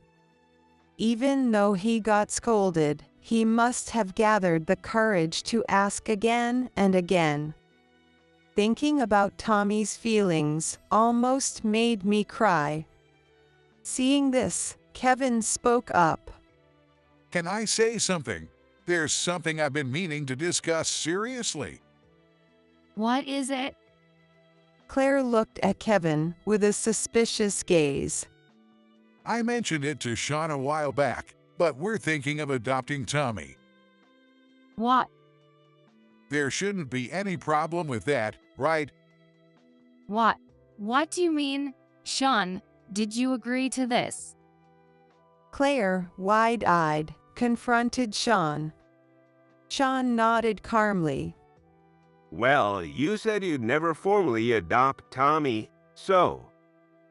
I did, but. So there's no issue if Tommy becomes dad and mom's child instead, right? Sean said it so casually, causing Claire to tremble with rage. Are you kidding me? You didn't even consult me first. You said you didn't want to adopt a child you didn't give birth to. So what's wrong with letting mom and dad take responsibility in case something happens? It seemed she didn't want to adopt Tommy herself, but she also didn't want him taken away by us. A child isn't a possession. Even if he's a stepchild, leaving him alone, making him endure so much, her treatment was unacceptable. Before seeing him as her own, she should see him as an individual human being. And once again, I thought about Sean. I always knew he was laid back, but was he really this clueless?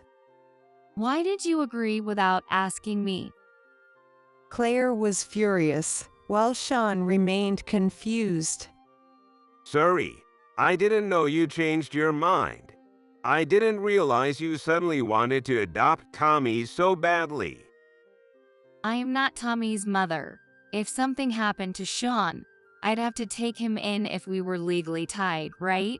I can't take responsibility for a child I didn't give birth to. Kevin covered Tommy's ears midway through the conversation. Then, he gently led him outside. I turned to Claire and said, "You're despicable." What? Next, I addressed Sean. You really picked the worst possible wife. What? It's clear you don't care about your child at all. That's not true. Claire shoved Sean aside and stepped in. How dare you call me despicable? Whether or not we're legally tied, Tommy is still my child. And how can you say that? You just said you're not his mother because you didn't give birth to him, that you don't want the responsibility, and you left him locked outside. If that's not despicable, then what is? And just look at Tommy. You can tell how uncomfortable he feels here and how much it's affecting him. Just because you have a baby doesn't mean you neglect the older child. You don't know what you're talking about. I do everything I'm supposed to do. I feed him, I make sure he take a shower, and he has a bed. I took a deep breath and looked Claire straight in the eye. That's no different from taking care of a pet. No, actually, it's worse. What? Don't be so rude. I even pay for his activities. You mean the activities you force him into for your convenience? You pay for classes just to keep him out of the house. What? Even when his classes are in the next town or late at night, you make him walk, don't you? Don't you think that's dangerous? Although, I guess someone who leaves a child behind for an overseas trip wouldn't get it. And you didn't show up for his parents' day or his sports day, did you? Tommy said he was all alone. Sean looked surprised. What? There was a parents' day and a sports day. I didn't know about that. Maybe I accidentally threw out the notice? Claire tried to excuse herself, but Sean stared at her coldly. I sighed. It's not about whether you knew or not. The fact that you weren't interested in your own child is a huge problem. Sean, stunned by my scolding after so long, couldn't say anything. And he shouldn't be able to argue. I wonder if they finally understood what they had done. But it's too late. The time I'm spending lecturing you is a waste. What I need to do now is help Tommy forget his painful memories as soon as possible. That's what I told them. It was Sean who stopped Claire from protesting further. Enough. We were both wrong. Let's talk about what we do from here. Don't act tall, high, and mighty. You should just listen to what I say. No. What? I regret it. I should have faced things properly with Tommy, with you, and with Mom and Dad. Sean seemed remorseful. But I had no intention of offering kind words. It's too late to realize this now. The wounds they inflicted on a child as young as 7 are deeper than they can imagine. Tommy, let's go back to Grandma's house. Tommy's face lit up with happiness. Really? I'm so happy. Yay! Seeing Tommy's genuine joy, I wonder what Claire and Sean thought. To be honest, they got what they deserved. I'm truly glad I was able to protect Tommy's smile. You don't have to worry anymore. I'll never leave you alone again. After that, Sean and Claire had multiple discussions over the course of 6 months, but they eventually decided to get a divorce. Claire, who refused to change her attitude, and Sean, who was foolish enough to choose her. It might be the natural outcome. Claire remained selfish until the end. She refused to accept Tommy as her own, said she couldn't feel love for him, and claimed that since he wouldn't be attached to her anyway, it would be better for us to raise him. She completely rejected the idea of accepting Tommy as her stepchild. It makes me want to ask why she even remarried in the first place. She probably never gave much thought to having a stepchild. Claire decided to take custody of their younger child. June sold their house and paid the proceeds as a lump sum for child support for the younger one. Then he came back to us, asking sincerely for another chance as a father. Sean regretted his choices and complained. After the divorce was finalized, I finally realized it. She only remarried me because she wanted a stable life. I'm a public sector worker, and I own a house. I guess, having just lost my first wife, I was the perfect target. I looked at Sean with a pitiful expression. I wasn't going to let him use that as an excuse for getting involved with a woman like that. Sean now has to work hard and take his time to regain his child's trust. This won't be easy. Of course, Kevin and I will keep a close watch. Given the outcome, we didn't proceed with formally adopting Tommy.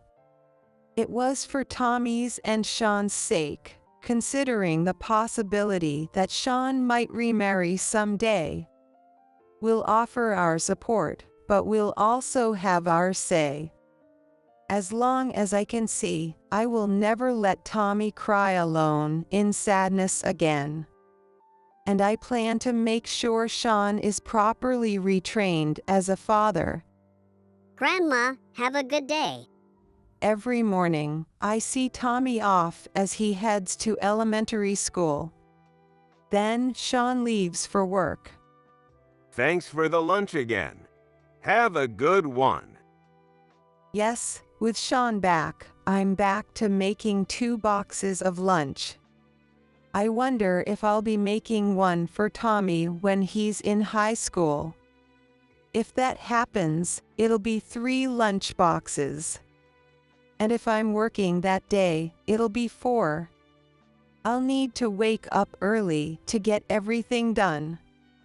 After Kevin leaves for work, I get ready and head to my part-time job. It's a lot of work, and I wonder how long my stamina will last. And 3 years later, as I had worried, Sean remarried to a coworker, a younger colleague of his. She had visited our home often, so Tommy had already grown attached to her, and naturally, she moved in with us. She's cheerful, straightforward, and a great cook, the ideal daughter-in-law. We currently take turns making lunch for family to take with them every other day. It's a relief to have the workload cut in half. Tommy is almost 10 years old. He's at that age where things can get a bit complicated, but it didn't take long for him to start calling her mom because she's so genuine. I didn't dislike the quieter life with just Kevin and me, but having a lively home is definitely more fun. Hey, Grandma, about my next birthday. What is it, Tommy? I want to go on a trip again, this time with everyone. Tommy said, hesitating a little. I couldn't be happier. Of course, let's do that. Maybe this time, we'll visit a big city I've always dreamed of. I'm really looking forward to it. I'll take all of Dad's inheritance. After a sudden accident took my beloved husband, I was left with just myself and my stepson. During his funeral, when I was completely exhausted, my stepson said something I never expected. I had always put his happiness first, thinking of him since he lost his mom at a young age. It seems none of that mattered to him. You're not my family, so you're gonna have to leave this house. You see that shed next door? You can live there. It costs money to destroy the shed, and it's old, and it's just right for someone like you. I couldn't believe what I was hearing. That old shed was falling apart, with gaps letting in the wind. It was obvious no one could live there. He had said countless cruel things to me before, and I never once felt accepted as a mother. but this was just inhumane. Yet, I had nowhere else to go. What could I do? So I was kicked out and had to start living in that decaying shed. But little did I know, this shed would change both mine and my stepson's lives forever. Thank you again, Steve, I said as I took my husband's hand and got out of the car. Don't worry about it. Steve smiled. It was a scene I had grown used to. My name is Sarah. I'm a 64-year-old housewife. The man standing next to me is my husband, Steve. It's been over 30 years since we got married. We met at work. He was my boss, and I was his junior coworker. As a supervisor struggling with managing my team, I often turned to Steve for advice. We started meeting outside of work and eventually began dating. I was already in my 30s and had given up on the idea of marriage before meeting him. But I began to feel that I wanted to be with this kind, supportive man. Steve was actually divorced. When we met, he had an 8-year-old son, Mike, and was raising him alone. If I said I wasn't worried about it, I'd be lying. But being able to become a mother was a joy, especially since I was nearing the end of my childbearing years. Most of all, I believed I could overcome anything as long as I was with Steve. I was certain of it. And so, we celebrated our first anniversary together with these feelings in my heart. In a lovely restaurant with a view of the night skyline, Steve proposed to me. I might not be able to give you a luxurious life, but I promise I'll make you happy. He gave a wry smile. I couldn't be happier. I accepted his proposal without a second thought. And so we got married. However, we didn't have a wedding ceremony or go on a honeymoon. His son, Mike, was still in elementary school, and we thought it might be a bit cruel for a boy who had lost his mom. We both agreed on this decision, so there were no regrets. Having breakfast together as a family and occasionally going out on weekends. Those simple days spent together were more precious to me than anything. Then, when Steve reached retirement age, we decided to move to his hometown. The houses, passed down through generations, was old but very grand. And on the property, there was a large shed. It was dim inside, even during the day, and had a somewhat eerie feeling, so I rarely went in. But Steve always said repeatedly, "This shed is important." At Steve's suggestion, we used it as a storage space for family keepsakes. I'm home, I said as I opened the front door. The old door creaked loudly. Silence. Noticing the sound, Mike, who was in the hallway, glanced over for a moment. Mike was supposed to come home today, and it seemed he had arrived earlier than planned. "Oh, Mike, welcome back. You're early." But he ignored my greeting and headed upstairs. "Hey, Mike, you could at least say hi to your mom." "Steve, it's fine." I grabbed Steve's arm to calm him down as he raised his voice to follow. Mike, who was climbing the stairs, glared back at us.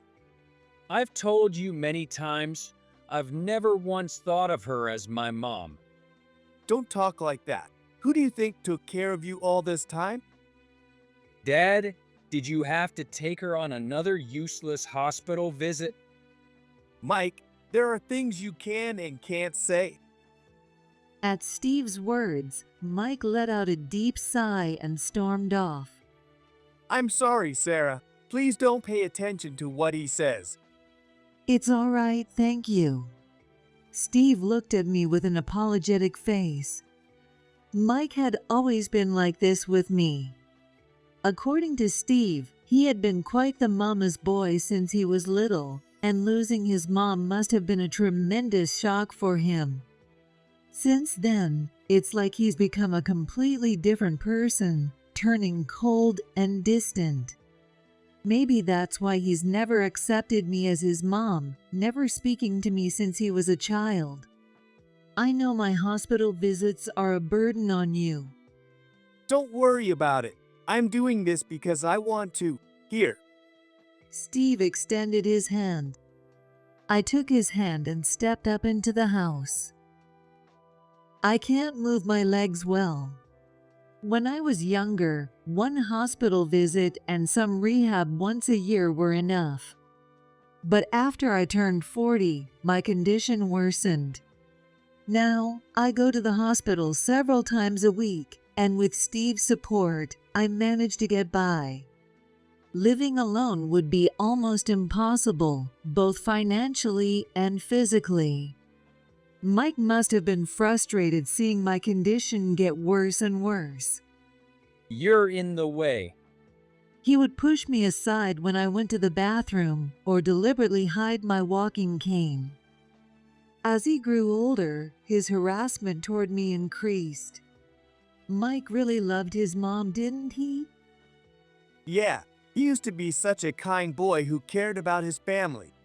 I just wish he'd be more manageable on the rare occasions when he comes home. Steve, don't worry. I'm just happy to be living with family. I wasn't just pretending to be strong. I truly felt that way. I was happy just to be with my family, to be with Steve.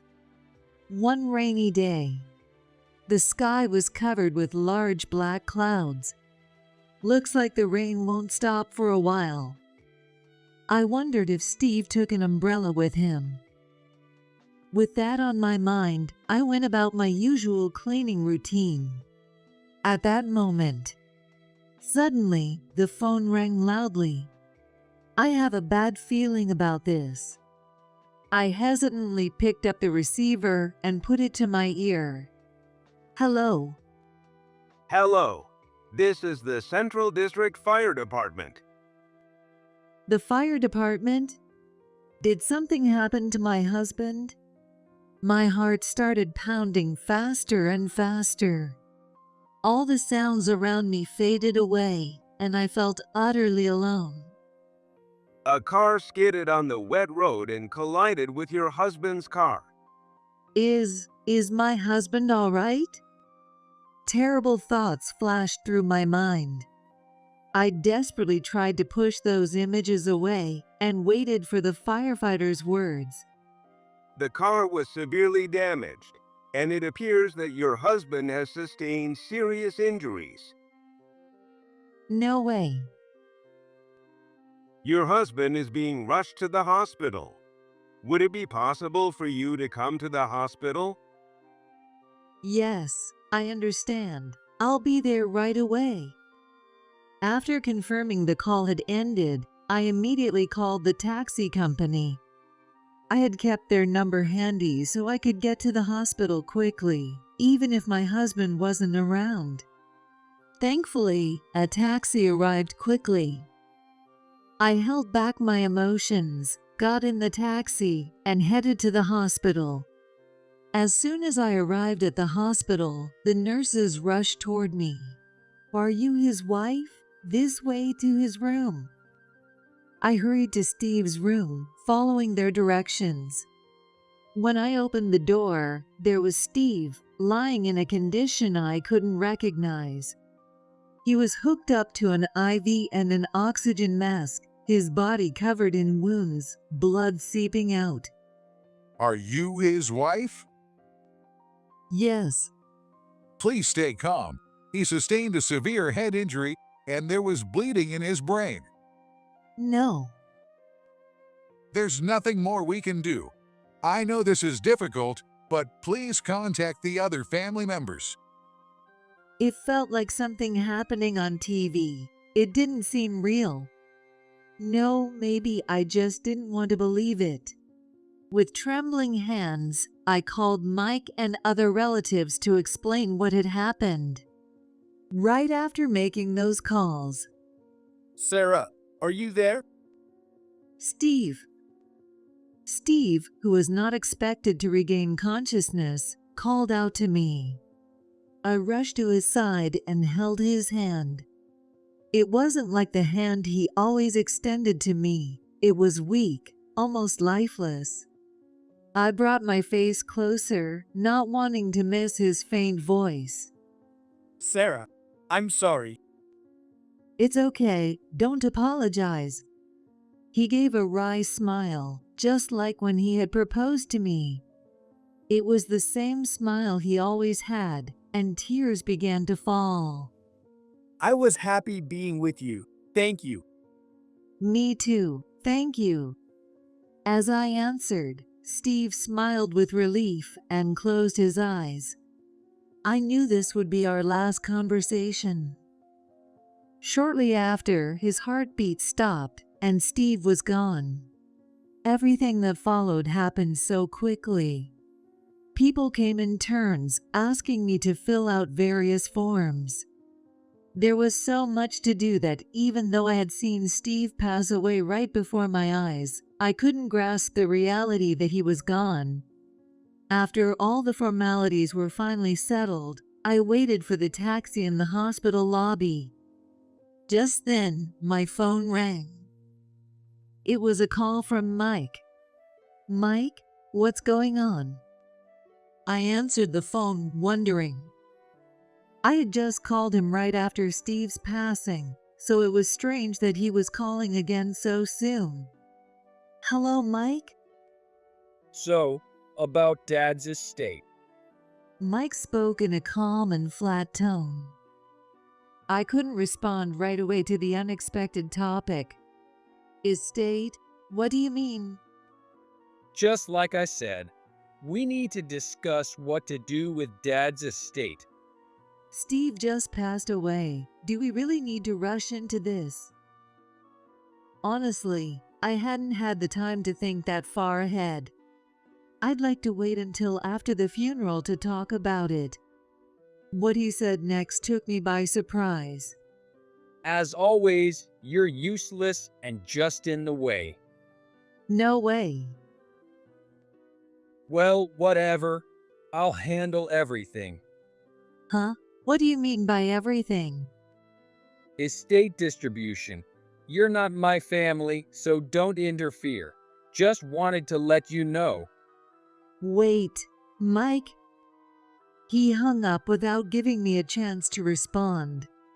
I stood there, unable to process what had just happened. I remained in the hospital lobby, frozen, until the taxi driver finally called out to me. Afterward, we managed to complete his funeral, and all the relatives gathered at the house where Steve had lived. Steve, being one of the older family members, seemed to have been well liked by many. Many people expressed their gratitude to him. By the way, what will you do with this house? It must be lonely and too big for you to live alone, Sarah. Well, that's... When asked about the inheritance, I hesitated to answer. Mike said he'd handle everything, but what did he mean by that? Of course, I couldn't tell the relatives that, so I tried to dodge the topic. Apparently hearing the conversation, Mike joined in. I'll inherit this house. What? As the eldest son, it seems right for me to take it over. We talked about it together. He said this with an odd smile. Maybe I was the only one who found it unnatural. Oh, I see. The relatives nodded in agreement. There was no discussion, nothing. But there was no point in arguing about it now. Trying to keep my suspicion off my face and go along with the conversation, even more unbelievable words came out. Sarah is going to live in the shed that Dad cherished. The shed. I never agreed to that. I had rarely gone into that large shed. The roof was peeling off, and the inside was falling apart, barely holding its shape. It was a very old building and looked like a ruin from afar. Mike kept pushing the conversation forward. When the relative stepped out for a moment, I confronted Mike. "Wait, what do you mean by living in the shed? And we haven't even discussed his inheritance." I told you on the phone. I'll handle everything. "That's not what I meant." Anyway, once this gathering is over, get out of the house. I'm going to live here. The moment the relatives left, Mike's demeanor changed completely. His hatred for me was clear in his expressions and words. Oh, and as for the other assets, I'll inherit almost everything, so just go along with it from now on. Silence. I'll give you that shed, though. You can have it. Why? That shed is pretty old, you know? It's going to cost $50,000 to demolish it. It's really in the way. So you're giving it to me? Yeah, it just hit me. An eyesore belongs in an eyesore. That shed was something Steve cherished. How can you say that? Well, it's perfect then. It might be a little old, but it's just right for you, isn't it?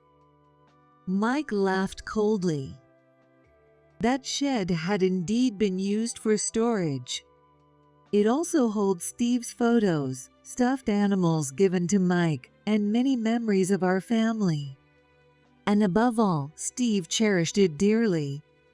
If I handed that shed over to Mike, he'd probably tear it down and get rid of everything inside. I had to stop that at all costs. Suppressing my frustration, I decided to accept Mike's unreasonable proposal. From the next day, I began living in the shed, which was like a ruin. Even during the day, it was dim inside, and on rainy days, it leaked. Moreover, since Mike had taken Steve's savings, I didn't have enough money to live and continue my hospital visits. I searched for jobs nearby that I could manage with my leg condition, and finally found a small role at an elementary school, reading books to the children. If I fixed one thing, another would break. Balancing the endless cleaning and repairs of the shed with my part-time jobs at the school drained my energy. The houses I used to live in was just a stone's throw away from the shed, so I'd often run into Mike. Each time, he'd never help. He'd just sneer and throw cruel words my way. That place really suits you. One day, while living that routine, I was cleaning as usual when I noticed something shiny on the floor. I picked it up and brought it close to my face. An old coin. I've never seen anything like this. Curious, I decided to ask the teachers I had met through my part-time job at the elementary school. It's a very old coin. As soon as I showed the coin, the history teacher's eyes lit up. "Is that so?" Let me look it up. Look, see this? The teacher showed me the computer screen. There was a picture of the exact same coin, and it said it was worth hundreds of thousands of dollars. Is it really that valuable? Yes, earthquakes and fires were common in that era, so not many coins have survived. I never thought I'd see such a rare item. Why would something like that be in the shed? Well, it's been around for quite some time. Maybe someone in the family quietly kept it hidden. Anyway, Maybe. This belongs to you, Sarah.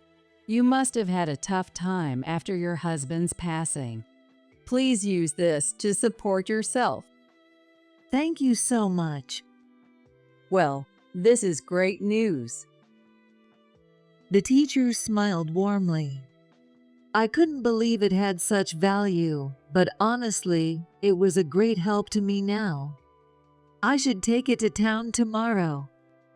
Maybe good things can happen if you keep on living. Thinking that, I went back to the shed and went to bed. The next morning, I was awakened by the sound of someone pounding on the shed door. Who could it be so early in the morning? Rubbing my eyes, I opened the door to find Mike standing there. Mike, what's going on? Move aside. He pushed past me, heading deep into the shed, opening boxes left and right. Wait, what are you doing? Hey, where are you hiding it? Hiding what? The old coin. It's worth hundreds of thousands, right? I heard the teachers talking excitedly about it yesterday near the elementary school. Silence. My faint hope was shattered in an instant. The teachers probably meant well, but I should have asked them to keep it a secret. Then again, they didn't know Mike's true nature, so they probably wouldn't have believed me anyway. It was only a matter of time before he found out.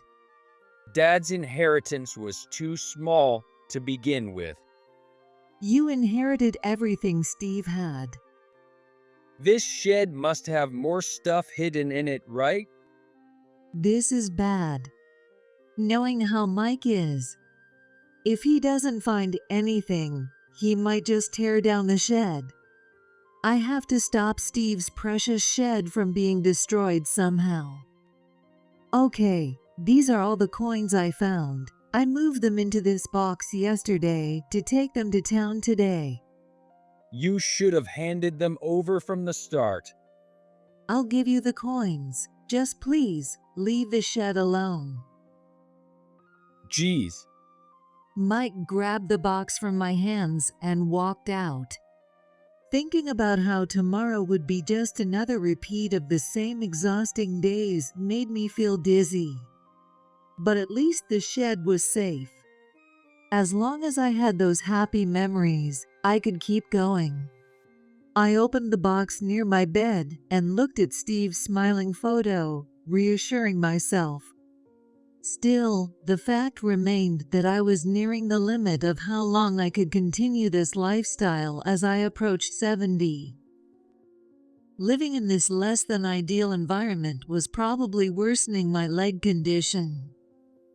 The doctor told me to avoid getting too cold, if possible. Sigh. I sighed and looked around the shed. Wind was whistling through the gaps. Come to think of it, Steve always seemed to take special care of this shed. Before we moved in, he didn't visit it all that often.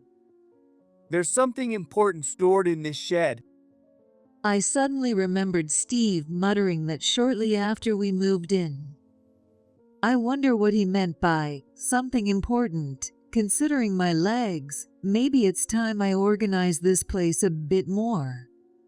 When I first moved into the shed, I had only cleaned up enough space for myself to live in. This shed was larger than I had imagined, and I still hadn't gone through all of it. Wow, look at all these fancy vases just lying around. Mike would probably love to get his hands on these. Deeper inside, there were antiques and pottery that seemed to have some value, though not as much as the coins. Steve never had a habit of collecting things like this, so they probably belonged to the previous generation. I still hadn't found anything that looked like the something important Steve had mentioned. What are you doing? Mike. I had left the shed door open while I worked since it was so dusty inside. He must have seen me while passing by. So, there really is something hidden in this shed. No, it's just that with my legs, I thought it was time to organize things properly. It wasn't a lie. I had to make him give up. Otherwise, this shed would be torn down before I could find Steve's something important. Is that really all? Yes. He stared into my eyes. I stared back, refusing to look away. A long silence followed. Suddenly, Mike grabbed a wooden stick from the floor and started smashing the wall near the entrance. "What are you doing?" You were trying to hide something, weren't you? "Please, just don't destroy the shed." I instinctively grabbed Mike's arm. Maybe he hadn't expected me to be this strong, but he stopped and let the stick fall to the floor. If you don't want Dad's precious shed destroyed, you better think carefully. He glared at me and then walked out of the shed. "I have to find it fast, or this shed will be destroyed." I suppressed my shaking hands as I picked up the broken pieces of the wall. Mike's blows had been so strong that the fragments had scattered far back. They've gone all the way in, and they're stuck. I can't get them out easily. It was dark, and I couldn't see well, but it looked like there was a groove in the floor, and the debris had gotten caught there. "All right." I pulled with all my might, and the floor made a loud clunking sound.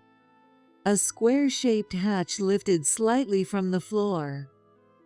I hesitantly lifted the hatch, revealing a staircase leading down, big enough for a person to pass through.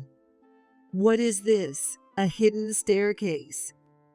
Steve had never mentioned anything like this. I peered down the staircase from above, but it was pitch dark, and I couldn't see anything. However, strangely, I didn't feel any sense of dread. I grabbed the flashlight I kept near my bed and decided to go down the stairs. After descending about 30 steps, I found a small room. It was an odd space with nothing but a table in the center. What was this room used for? As I shone the light and moved closer to the table, I noticed a small cardboard box on top. Normally, I would have been too cautious to open it. But for some reason, at that moment, I felt like I had to open it. I peeled off the tape on the box and gently lifted the lid. Inside was a navy blue ring case and a letter. I opened the ring case, and a large diamond sparkled brightly. "A diamond ring? Why is it here?" Puzzled, I picked up the letter, and my breath caught. On the envelope was written, "To Sarah." No doubt about it. This was Steve's handwriting. With trembling fingers, I opened the letter, and this is what it said. To Sarah, I'm leaving this letter here in case something happens to me. We didn't have a wedding ceremony or go on a trip because we were thinking about Mike, and it's weighed on me all this time. I have always felt guilty for not giving you a ring, taking advantage of your kindness. I'm not brave enough to give it to you directly, so I was planning to give you this ring on our 50th wedding anniversary. Please let it stay here until then. The papers included with this letter are the deed to this shed and an inventory of the estate. This has been passed down through generations, but I have decided that it can't be given to Mike in his current state. If things stay as they are and I suddenly disappear, Mike will probably say cruel things and act unreasonably toward you. When that happens, show this letter to the lawyer. I've arranged for him to handle everything. Steve, this ring must have been so expensive. Steve's smiling face flashed in my mind. His shyness had never changed, not even until the end. And I loved that about him. Memories of the days we spent together came rushing back, and tears welled up in my eyes. At the end of the letter, there was a phone number. It was probably the lawyer's number. I could hardly believe what was happening, but I gathered my courage and made the call. It connected to a law firm. When I told the woman on the phone my name, she exclaimed, "Oh," and quickly transferred me to a male lawyer. He introduced himself as Ted, a friend of Steve's. Sarah, I've been expecting your call. Ted, I just found this letter, and I'm still so confused. Yes, I understand. Take your time. It's okay. Ted's gentle voice helped ease my tension. After a while, I calmed down and explained everything that had happened since Steve's passing until I found the letter. Ted then spoke. You've been through so much. You've done well to make it this far. Leave the rest to us. Wait, does that mean hiring you as a lawyer? Yes, but don't worry about the fees. I owe Steve a lot. Ted chuckled softly. It was a moment that should have brought me immense relief. However, all I could think about was Mike's face. Excuse me, but could you give me a little more time? You're concerned about your son, Mike, aren't you? Yes, even if he doesn't accept me, he's still my precious son. I feel like I might be cornering him. I was surprised at my own words. After all the terrible things he had done to me, why was I hesitating? Is this what being a mother is all about? I don't usually say this, but from what you've told me, Mike's actions are extremely unfair. However, we'll wait until you're ready, Sarah. I'm sure that's what Steve would want as well. Thank you. I hung up the phone, put the letter and ring away, and closed the hidden door. Until I could sort out my feelings, Mike couldn't find out about this door. I covered it with as much dirt and dust as possible and moved items over it. A few days after discovering the letter, I returned from my part-time job at the elementary school to find Mike and an unfamiliar man standing in front of the shed. A sense of dread washed over me, and I hurried toward the shed as fast as my bad leg would allow. Mike, what's going on? Who is this? Oh, it's you. We've decided to tear down the shed after all.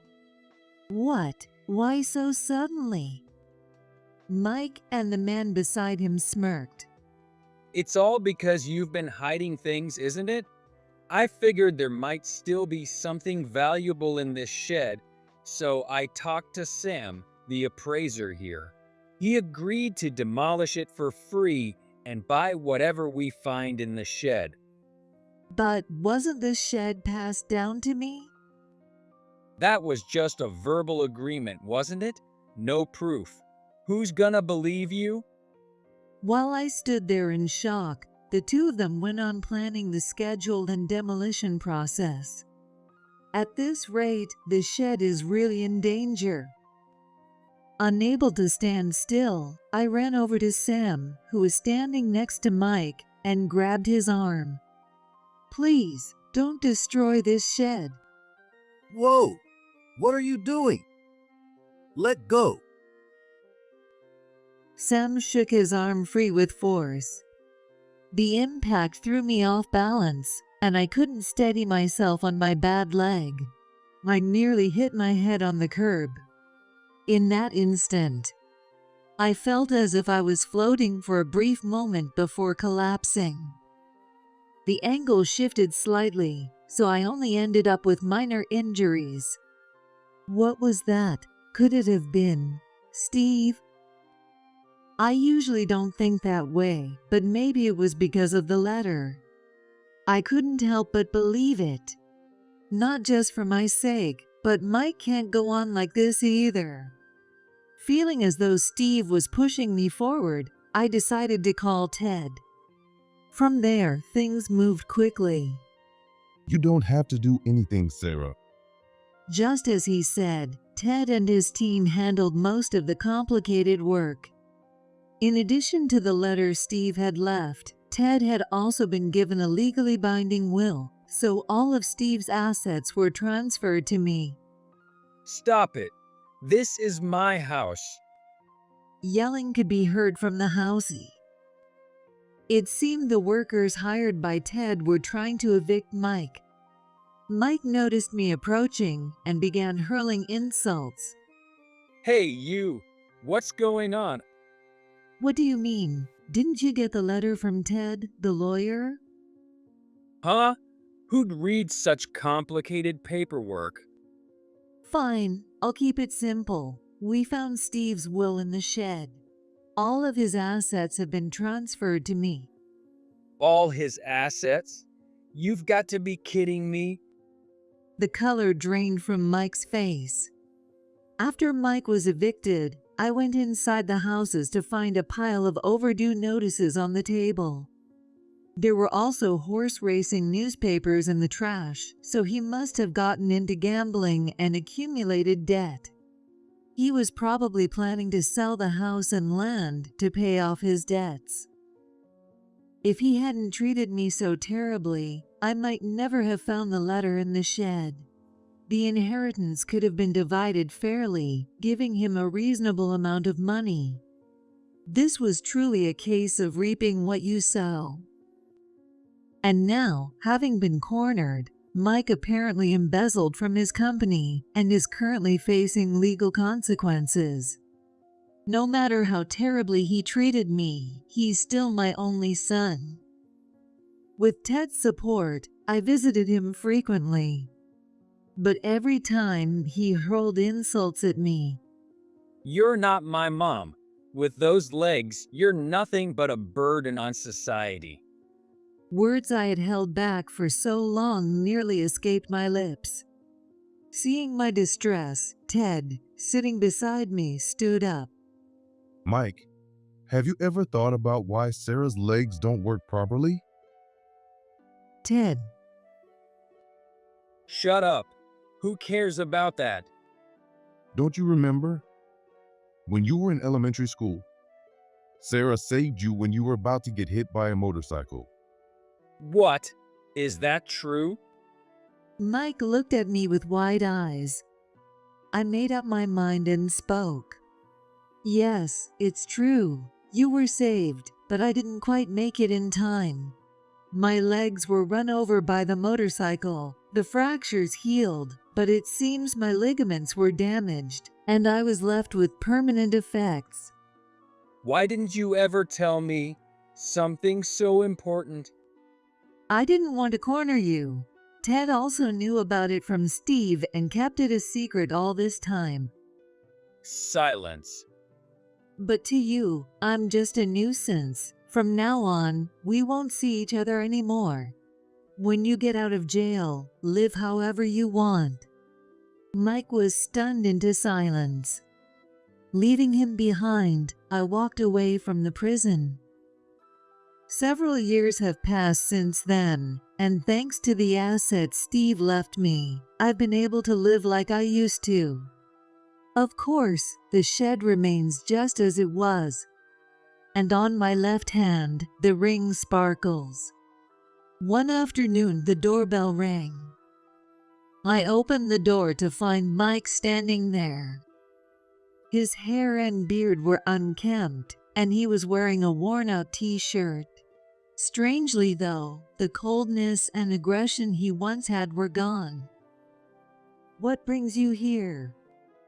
I know it's selfish, but I just had to apologize for what Ted told me about your legs. It's all right.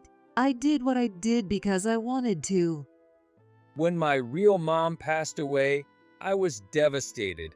I knew you gave me a lot of love, but I just couldn't accept it. I see. It's too late now, but I'm sorry. With that, Mike bowed deeply. I decided to accept his sincere apology. He began visiting often, taking care of me with my bad legs. He has become a kind and warm person, as if he were a different person. All right, I'll be back next week. After Mike left, I looked around the now quiet living room. Steve, it took time, but Mike has returned to how he used to be. I spoke to the smiling photo of Steve propped up on the table. My name is Rachel. I'm turning 31 this year. I married Jack, who I met through a dating app, but I kept my job and didn't quit. Even though Jack asked me to be a stay-at-home wife after marriage, I didn't want to lose the career I had built, so I refused it. Instead, I ended up living with Jack's parents at his family home. However, Jack's parents were quite difficult. Every time they saw me, they'd ask, "When are you having kids?" It stressed me out a lot. I spent my days letting go of those stresses at work. One day, I had the day off and was doing things around the houses. When Jack came home from being out, bringing a young woman I didn't know and a baby. This is my new family. You're no longer needed. We're getting a divorce. Huh?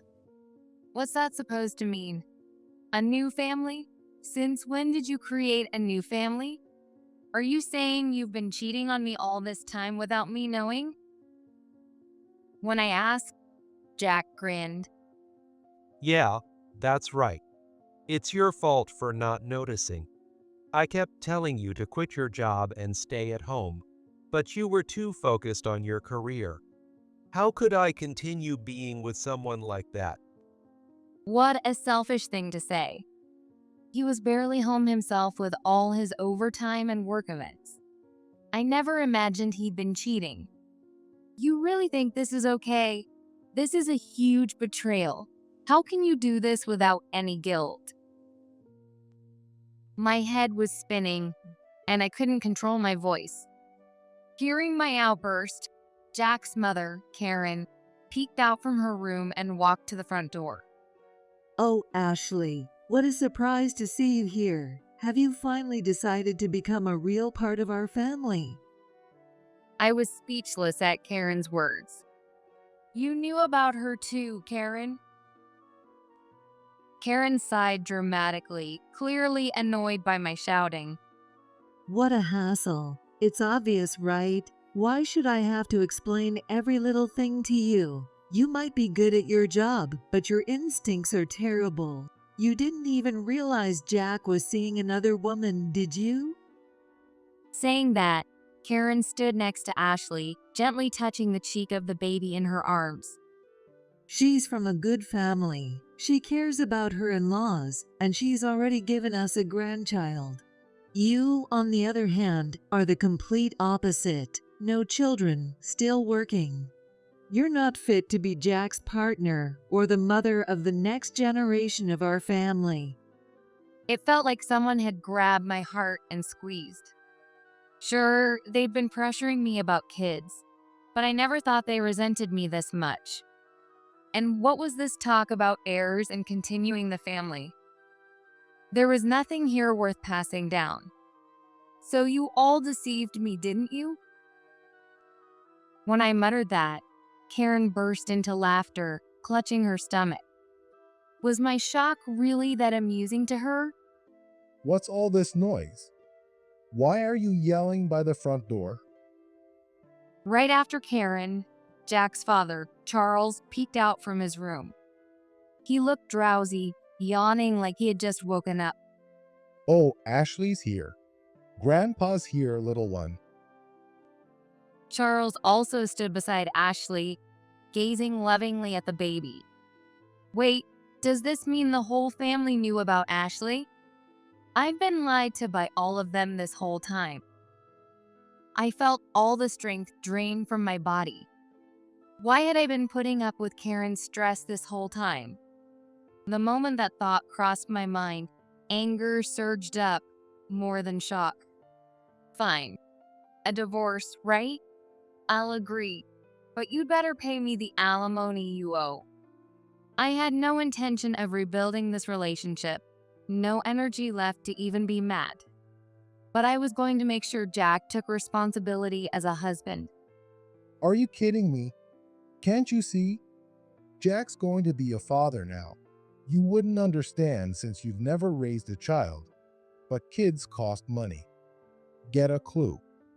It was clear they had no intention of paying me a dime. At this point, I was more astonished than angry. Besides, Mom already said it. You're the one who didn't notice anything was off with me. And now you're trying to get alimony from me? Are you out of your mind? Jack chuckled as he said this. So what? You cheated, you had a kid, and now you don't plan to take any responsibility? How could someone like you ever be a decent father?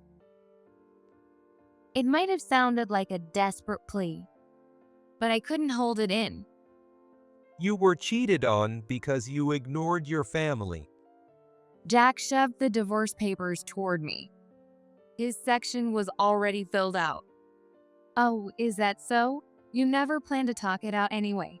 Fine, I'll sign it. Happy now? I snatched the divorce papers, filled them out quickly. I threw it aside and bit my lip to keep the tears from falling. I was never really a part of this family to begin with, was I? I mean, I never felt like I fit in here anyway. Honestly, I've been hoping for this divorce myself. At least I won't have to listen to your constant snide comments anymore. As I shouted, Jack and the others smirked. You're the one who didn't even try to fit in. Stop acting all bitter and just get out now. There's no place for you here anymore. I rushed to the bedroom, threw my things into my suitcase, and dashed downstairs. In the living room, Jack's parents, Charles and Karen, along with Ashley, were already chatting and laughing together. Without even saying goodbye, I stormed out the front door. I hurried to a business hotel near the station and managed to book a room for an extended stay. After dropping off my suitcase, I collapsed onto the bed, and the tears finally came pouring out. Yeah, maybe I didn't notice his cheating, but come on, this kind of betrayal? What was everything I did for this family even worth? The fact that I only had one suitcase with me from Jack's house just made me cry even harder. As I wiped away my tears, a wave of nausea suddenly hit me, and I rushed to the bathroom. Then it dawned on me. Could it be? I quickly went to a drugstore, bought a pregnancy test, and tried it immediately. The result was clear. I saw 2 bold lines. No way. It has to be that day. The night Jack came home drunk and forced himself on me. We barely had any kind of relationship beyond that, so there's no other explanation. I had been too busy with work to notice, but apparently I was pregnant. After all those years of being taunted for not having kids, I find out I'm pregnant after our divorce. It's too late now. No point in crying over lost time. All I can do is focus on doing my best for the baby. Thinking that, I opened my social media app on my phone. I posted about my divorce, and almost immediately, likes and comments started flooding in. To be honest, about 6 months ago, I had started an anonymous account to vent about Karen's relentless bullying. My follower count had skyrocketed, and now, just posting about the divorce brought in a wave of support from people encouraging me. Even if people call me an attention seeker, this was the only place I had to escape. I justified it to myself as I replied to the comments. The account had become monetized, so I didn't have to worry about money for the time being. Between work, social media, and regular checkups at the hospital, I had almost forgotten all about Jack and the others. One day, when my belly was already quite big, I suddenly got a call from Jack. Oh yeah, he hasn't contacted me in months, and I even forgot to block him. I thought about ignoring it, but then I remembered there were still things like alimony to discuss, so I decided to answer. But I didn't get a chance to speak. Lend me money. We're struggling. The first thing Jack yelled when I picked up was complete nonsense. I can't even remember the last time we talked. And you're still the same selfish jerk, struggling and asking me for money?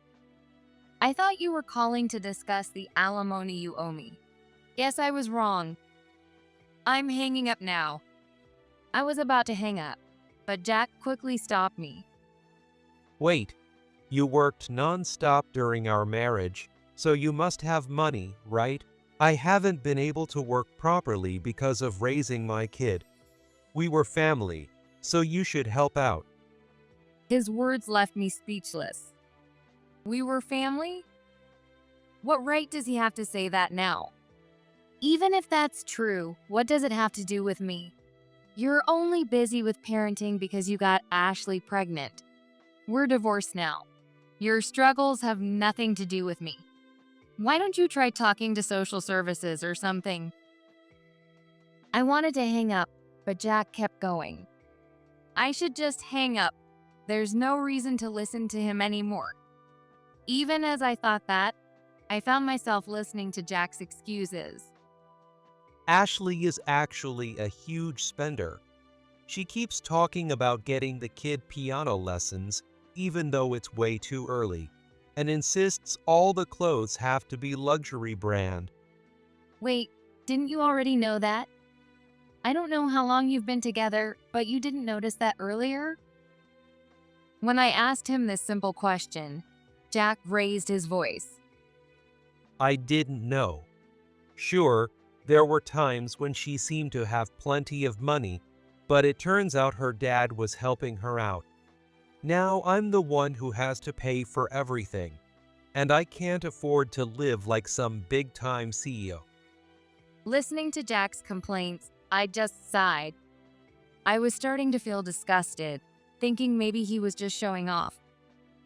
Come on, Rachel. You've always been good with money. You've got some saved up, right? Just help me out a little, even a bit. I've never asked you for anything before, have I? So I'm begging you now. It's true, I've always been frugal. I hardly spent any money, as it would be more correct to say I was stingy. But there was no way I was going to give a single cent to an ex, especially one who cheated on me. Even if that's the case, it's not my problem. If anything, you should be paying me alimony. That's what I thought you were calling about. But since you're not offering, I'll get a lawyer and make a claim. And don't ever contact me again. When I said that, Jack yelled in a panic. Alimony? Are you kidding? I can't pay that. If you pull something like that, I'll go to your job and tell them what a horrible person you are. Was he so confused that he didn't realize how ridiculous he sounded? I'll tell them how you barely did anything around the house and didn't even want to have kids. You just married me to control me. I imagined his face must have been bright red. But for me, it didn't bother me at all. Go ahead and say whatever you want. No one's going to believe you. You know why? Because ever since we got married, I've been talking to people about you and Karen. When I told them I was getting divorced, they were happy for me. They all said, finally. Even if Jack tried to expose me, he'd just make himself look bad. He must have realized that because he clicked his tongue in frustration and lowered his tone.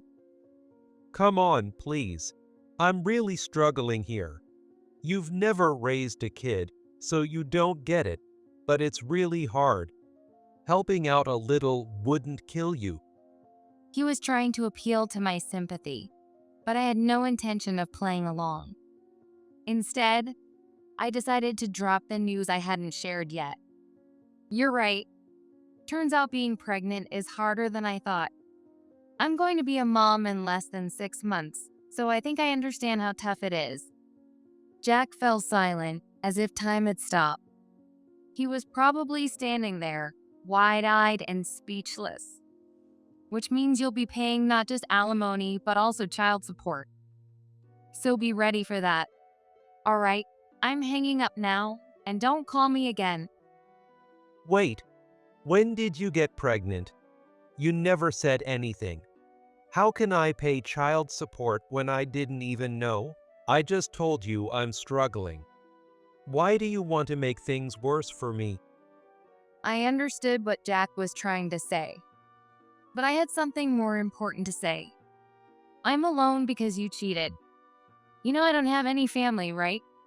I don't have anyone to rely on, no one to help me. I'm protecting this baby all by myself. So the least you can do is take responsibility for that. Jack was yelling something like, "Wait," but I ignored him and hung up. I considered blocking his number, but I didn't want him showing up at my workplace, so I decided to leave it for now. After that, I didn't hear from Jack for 6 months and I ended up hiring a lawyer. I got him to agree to pay alimony and child support in installments. I guess this is how life will go from now on. When I reached the final month of my pregnancy, I wasn't feeling well and had to be admitted to the hospital. I'm grateful to be in the hospital. Being alone was starting to feel overwhelming. I hope everything goes smoothly with the delivery. As I lay in my hospital bed, I could hear the woman in the next bed talking on the phone nonstop from morning till night. And it was really getting on my nerves. This is a hospital, right? Why is she being so loud? Maybe I should ask a nurse to move me to another room. It seemed like I was the only one left in this room, so maybe others had already asked to be moved. Just as I was gathering the courage to mention it to the nurse the next morning, the nurse opened the curtain next to me and called out, "Ashley." Did she just say Ashley? No way, that can't be the same Ashley, can it? She already has a small kid. There's no way she's pregnant again, right? Even as I tried to convince myself, my heart was pounding. After my checkup, as I headed to the shop in the hospital, I glanced through the slightly open curtain at the next bed and froze. It was her, Ashley, the same Ashley I'd seen that day. If she recognizes me, things could get messy. I need to avoid her. The day of delivery finally came, and somehow I managed to go unnoticed by her. After the birth, as I held my baby, the nurses waved me off as I left the hospital. When no one was supposed to come for me, Jack and his parents were there. Well, Rachel, looks like you had a healthy baby. Jack grinned at me, his eyes gleaming as he looked down on me. Sweat dripped from my forehead. It's going to be tough for you to raise a kid alone, so I'll take care of it for you. Jack snatched my baby from my arms as he spoke. I reached out desperately to grab my child back, but my hands only grasped empty air. Hey, did you really think I'd give the kid back for nothing? Sure, you gave birth to him, but I'm the father, right? That means I have just as much right to be with him as you do. If you really want him back, then pay up. Money. Jack had sunk to a new low. I remembered overhearing Ashley and a nurse talking about the delivery costs. She was asking if they could pay in installments, so they probably didn't even have enough money for that. How irresponsible. Why should I pay you anything? There's no way I'm spending money on you and your mess. Now, give me back my baby. But Jack just kept grinning and shook his head. No, then I'll take custody of him. That way, you'll have to pay me child support. I was so angry I couldn't even speak. I never thought he'd be so unreasonable. Of course I don't want to either. Are you trying to control me? Just because you're struggling financially doesn't mean you should drag the child into it. That's exactly why I'm saying you can't be trusted as a father, or even as a person. I reached for my child again, but as Jack turned his body, my hand once again grasped nothing but air. Come on, aren't you supposed to be a mother? And you can't even pay for your kid? That makes you a pretty bad mother, don't you think? Clearly, you're not fit to raise him. My baby started crying, probably from all the shouting. Jack looked at him with annoyance, sighing as if he was already fed up. See, even the kid knows he doesn't want someone like you as a mother. He'd be better off with Ashley because she's already got experience, after all. As Jack said this, he handed my child over to Ashley. Ashley, grinning, reached out to take the child. Suddenly, a wave of disgust swept over me, and I pulled out my phone. Ashley may have experience with raising kids, but can you love a child even if it's not your own, Jack? Ashley's eyes widened, and Jack froze with a shocked expression. You probably heard this from Ashley, but I was in the hospital bed next to hers. She was on the phone all day, every day. And the day I went into labor, some strange man came to visit her. Ashley turned pale, trembling slightly. Jack, still unconvinced, glared down at me. At first, I thought he might be her brother or something, but then I overheard their conversation and realized I was wrong. No brother would ask, "Is our kid doing okay over there?" Jack snapped his head toward Ashley, glaring at her. Ashley avoided his gaze, clearly panicking. And then she said, "I'm really looking forward to the birth of our child. So, yeah, it's pretty clear what's going on. Don't try to tell me this is all just some joke, right?" The air around us was icy cold, the tension palpable. This is what they mean by a ticking time bomb. Ashley, tell me this is a joke, right? You were just messing around with a guy friend, right? When Jack muttered, Ashley nodded quickly, looking nervous. It seemed like she was going to stick to the story that they were just acquaintances. But from what I heard, their conversation was anything but innocent. Anyone who listened would immediately suspect cheating or worse. It's fine if you don't believe me, but I took a picture of the guy, just in case. You can decide whether to look at it or not, I said as I scrolled through my phone. Jack reached out toward me. If you're going this far, show me. But if it's a lie, you'll regret it. Regret what? I thought as I pulled up the photo of the man. The moment Jack saw it, his face turned beet red, and he started shouting furiously. That's my best friend, the guy who introduced me to Ashley.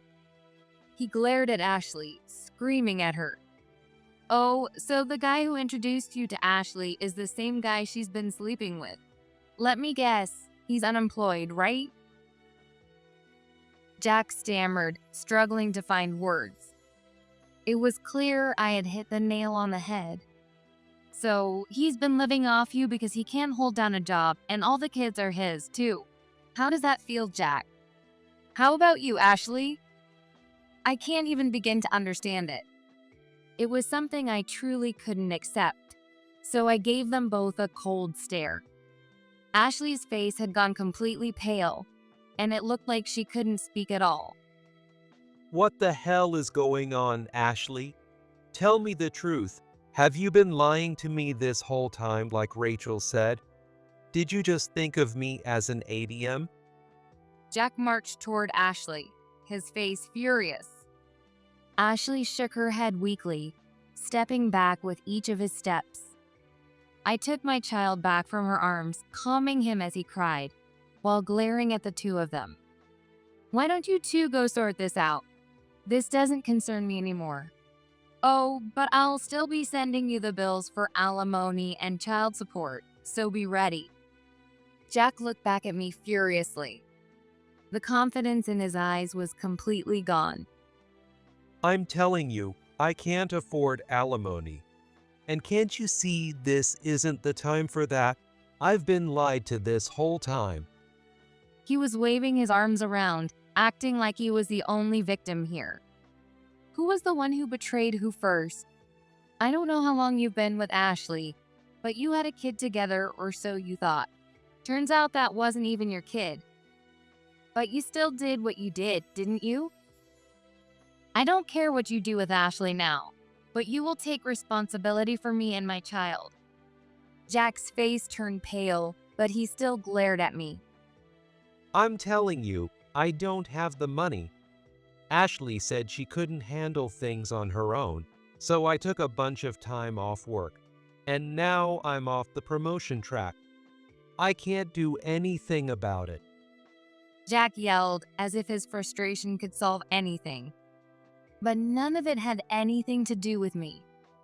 And why is that my problem? You chose this. You broke our marriage contract, so you should take responsibility. Oh, and Ashley, don't think you're getting off the hook. I'll be sending you the alimony bill too. Ashley's eyes widened in shock. Did you think you wouldn't have to pay? Of course you do. You knew I was married, yet you still got involved with Jack. You'll be taking responsibility too. I thought Jack might protect her, but he didn't. The look he gave Ashley was cold, with no intention of helping her. This is all such a mess. Why did this happen? Was it because I met Ashley through him? Jack mumbled regretfully, his brows furrowed. There's no point in saying that now. I don't know, and I don't care. This is your problem to deal with now. I want no part of it anymore. I'm leaving. With that, I got into the taxi I had waiting and headed back to my apartment. About a month had passed. One day, while I was caught up in the chaos of taking care of my child, I received a call from an unknown number.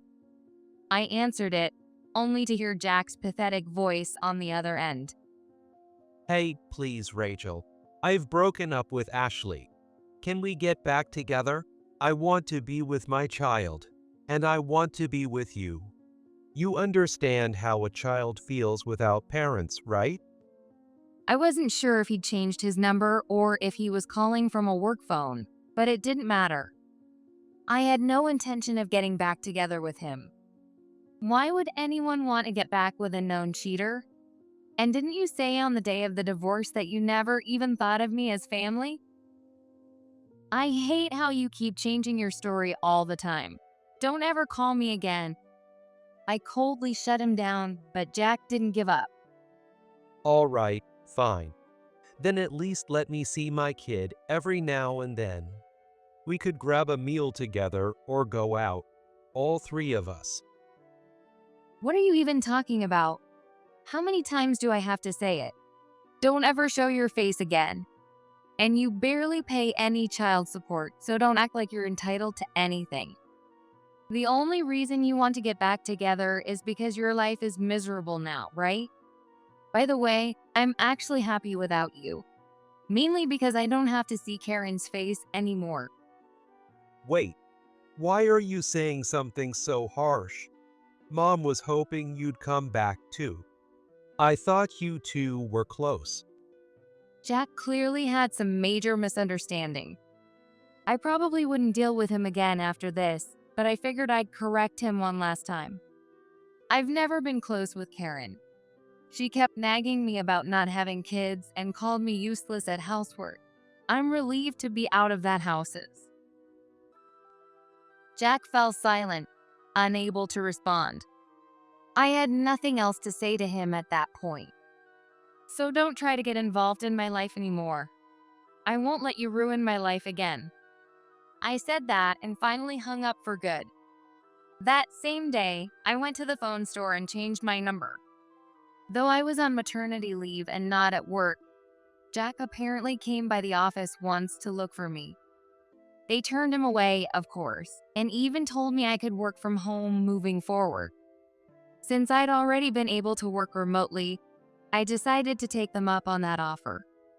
With the support of so many people, I've been able to spend time with my child and live my life. I've been getting advice from people on social media, and I'm determined to keep doing my best.